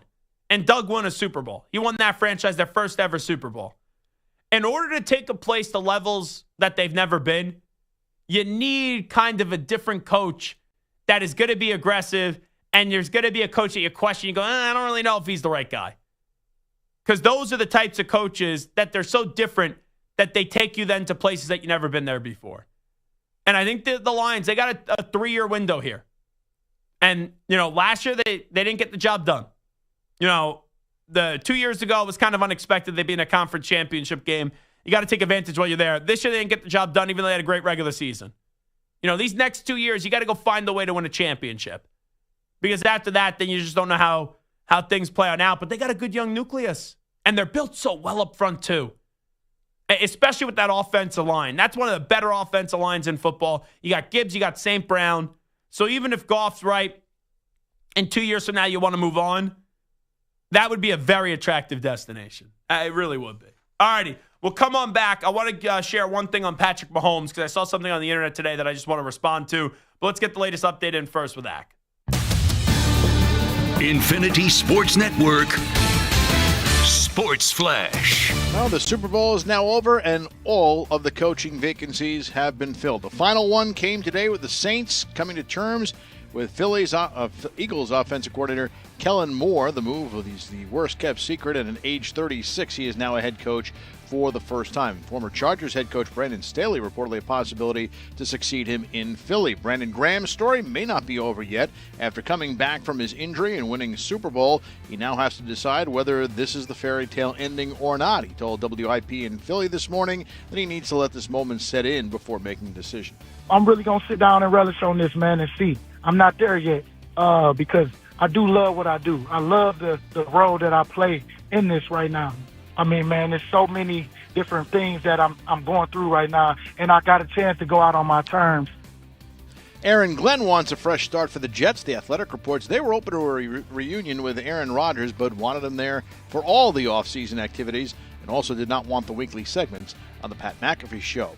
Newly acquired Brandon Ingram is sticking around Toronto, getting a 3-year, $120 million extension from the Raptors. I'm Rich Ackerman. Hey, like us on Facebook. Our handle is INF Sportsnet. That's INF Sportsnet for our Facebook page. This is the Infinity Sports Network.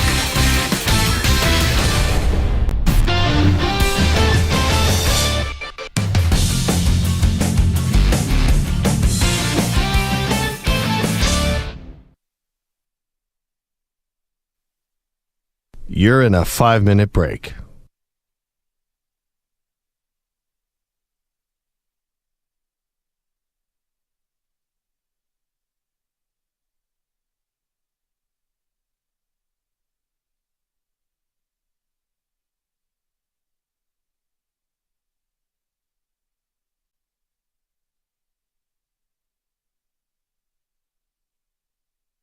Four minutes, 30 seconds remaining.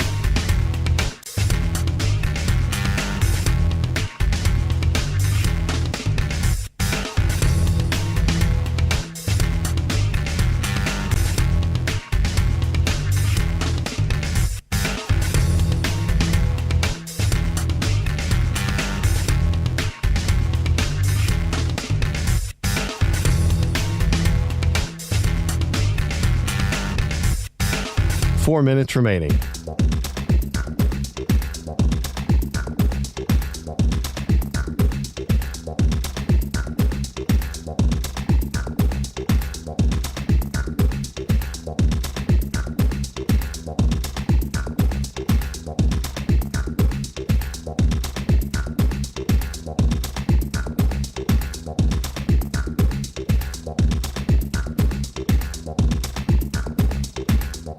Three minutes, 30 seconds remaining.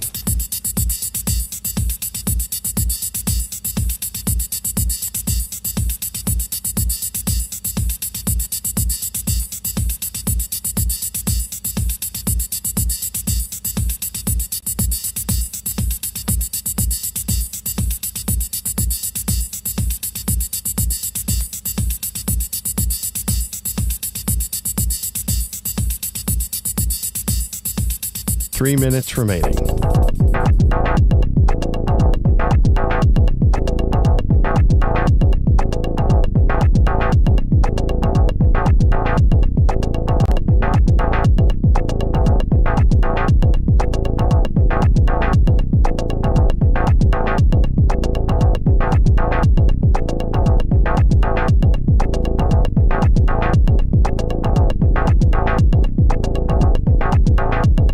2 minutes, 30 seconds remaining.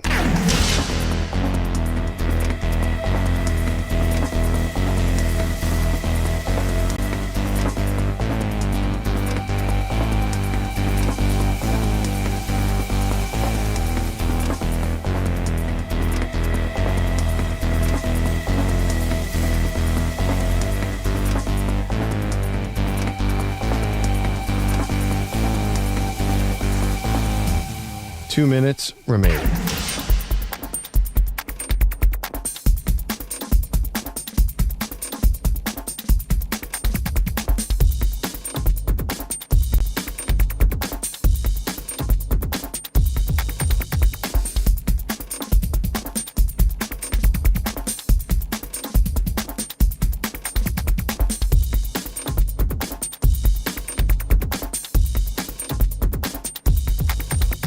One minute, 30 seconds remaining.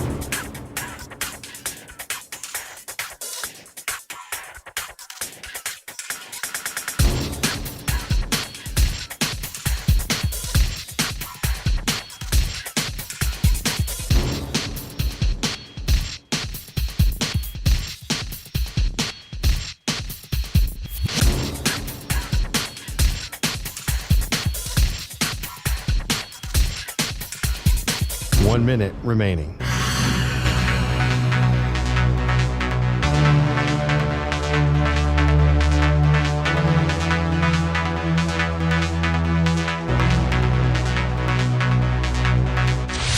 Five seconds remaining.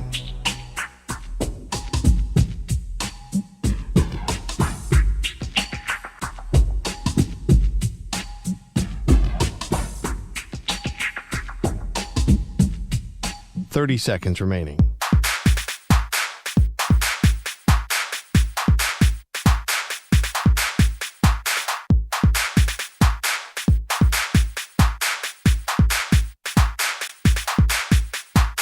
Seconds.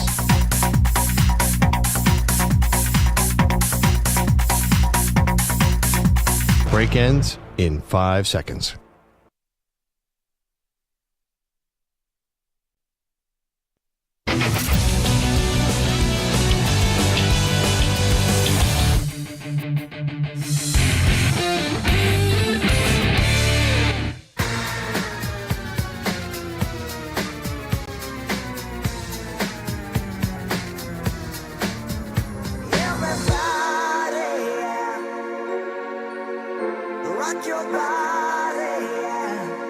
Hey, this is Howie. And this is Nick. From the Backstreet Boys. And you're listening to the Zach Gelb Show. And guess what? Zach is back. All right. He's live. He's nationwide. This is the Zach Gelb Show. Oh, my God, we're back again. If you support the Kansas City Chiefs, take my advice. You need to learn how to ignore the noise. And not every commentary is how the majority of us feel. Welcome back in. It is the Zach Gelb Show. So Mitchell Schwartz, who played for the Chiefs, he tweeted this out today. Someone is going to have to explain to me how a 29-year-old's legacy is tarnished because after the best 7-year start to a career and getting closer than anyone in history to winning 3 straight Super Bowls, one bad game from basically the entire team diminishes that legacy. Mitch, what are you reading on social media? What trolls are you taking seriously? No one's saying that Patrick Mahomes is now some bum. No one's saying that Patrick Mahomes is no longer one of the all-time great quarterbacks. But what people are saying is Patrick Mahomes in an enormous game, the Super Bowl, 3-peat on the line. It's not just the team playing an entire bad game. He was awful, terrible, brutal. And two things can be true. Mahomes could have the worst game of his career, and he could also still be one of the greatest quarterbacks of all time. But Chiefs fans were already saying he's the GOAT. And when you're at that level and you're chasing still Montana and Brady, and I think right now Mahomes is the 3rd greatest quarterback of all time, and with all that he's accomplished so far in his young career, which is more than most of us and most football players can even imagine, fair or not, and you're not going to win every year, It's Super Bowl or bust. And any year you don't win, you're going to get clowned for it, fair or not. That's just the reality of this situation. But who's saying that the legacy of Patrick Mahomes is tarnished? No one's saying that. He had a brutal Super Bowl. He had a horrible Super Bowl. It was the worst performance of his career. But I had a Chiefs fan behind me before the Zach Bond interception say, Zach, he's looking like Sam Darnold right now. Happy feet seeing ghosts. That's what the fan said to me. So, does this game tarnish the legacy of Mahomes? No. But he had an opportunity to start to close that gap even more with Tom Brady. Because his next Super Bowl victory, even though it'll be the same amount as Montana, I do think he would move past in the annals of NFL history. He would move past Montana. But this idea that his legacy's tarnished, who's saying that, Mitch? Show me what serious person, not Ass Clown 3467 with the cat as their Twitter profile and has like 6 followers. Who's actually saying this? But he was brutal in the Super Bowl, Mahomes. And if you want all the praise, and right now everyone prays and genuflect to Mahomes in the good moments, yeah, there's going to be people that are going to be annoyed in the bad moments. But it's because he's so great. It's because he's already won all these championships. 3 of them, 3 Super Bowl MVPs. He's also, won 2 league MVPs. All before turning 30 years old. So you look at what Patrick Mahomes has done, it is remarkable, but we know who he's chasing. And they had a golden opportunity for Mahomes to finally have a trump card on Tom Brady.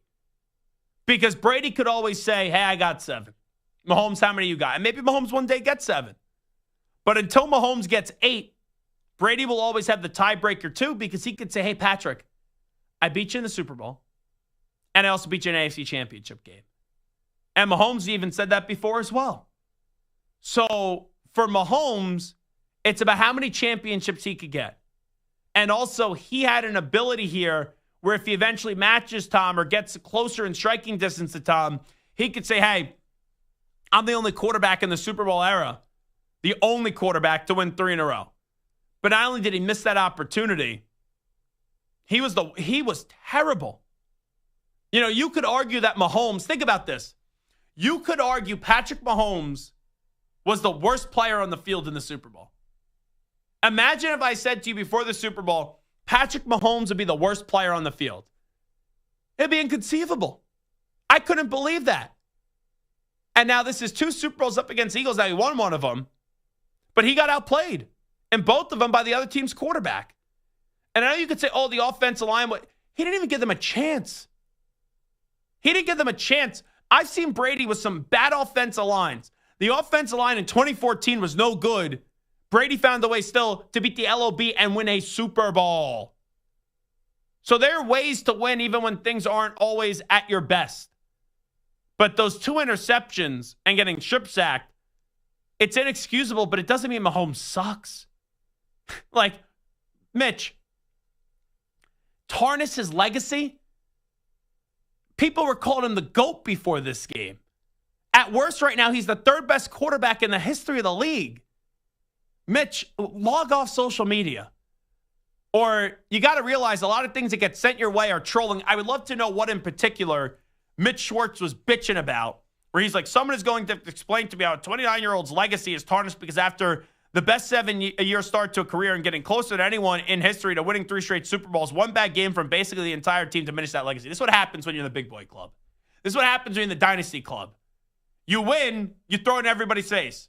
But when you lose, people are going to throw it in your face, but no one's saying that Mahomes' legacy is now crap. That's just ridiculous. All righty, that will do it for our show on a Tuesday. We'll be back tomorrow, and looking forward to another show. Big thanks to Stu, big thanks to Sam, big thanks to Ack, big thanks to each and every one of you. However you do listen or watch us, whether it's on one of your great local Infinity Sports Network affiliates, SiriusXM Channel 375, the free Odyssey app, or streaming on YouTube. We'll talk tomorrow, folks. I'm Zach Gelb. Always give me a follow, Twitter, Instagram, at Zach Gelb, ZACHGELB. We will talk tomorrow at 3 p.m. Eastern, noon Pacific time. We out. Bye-bye. Peace.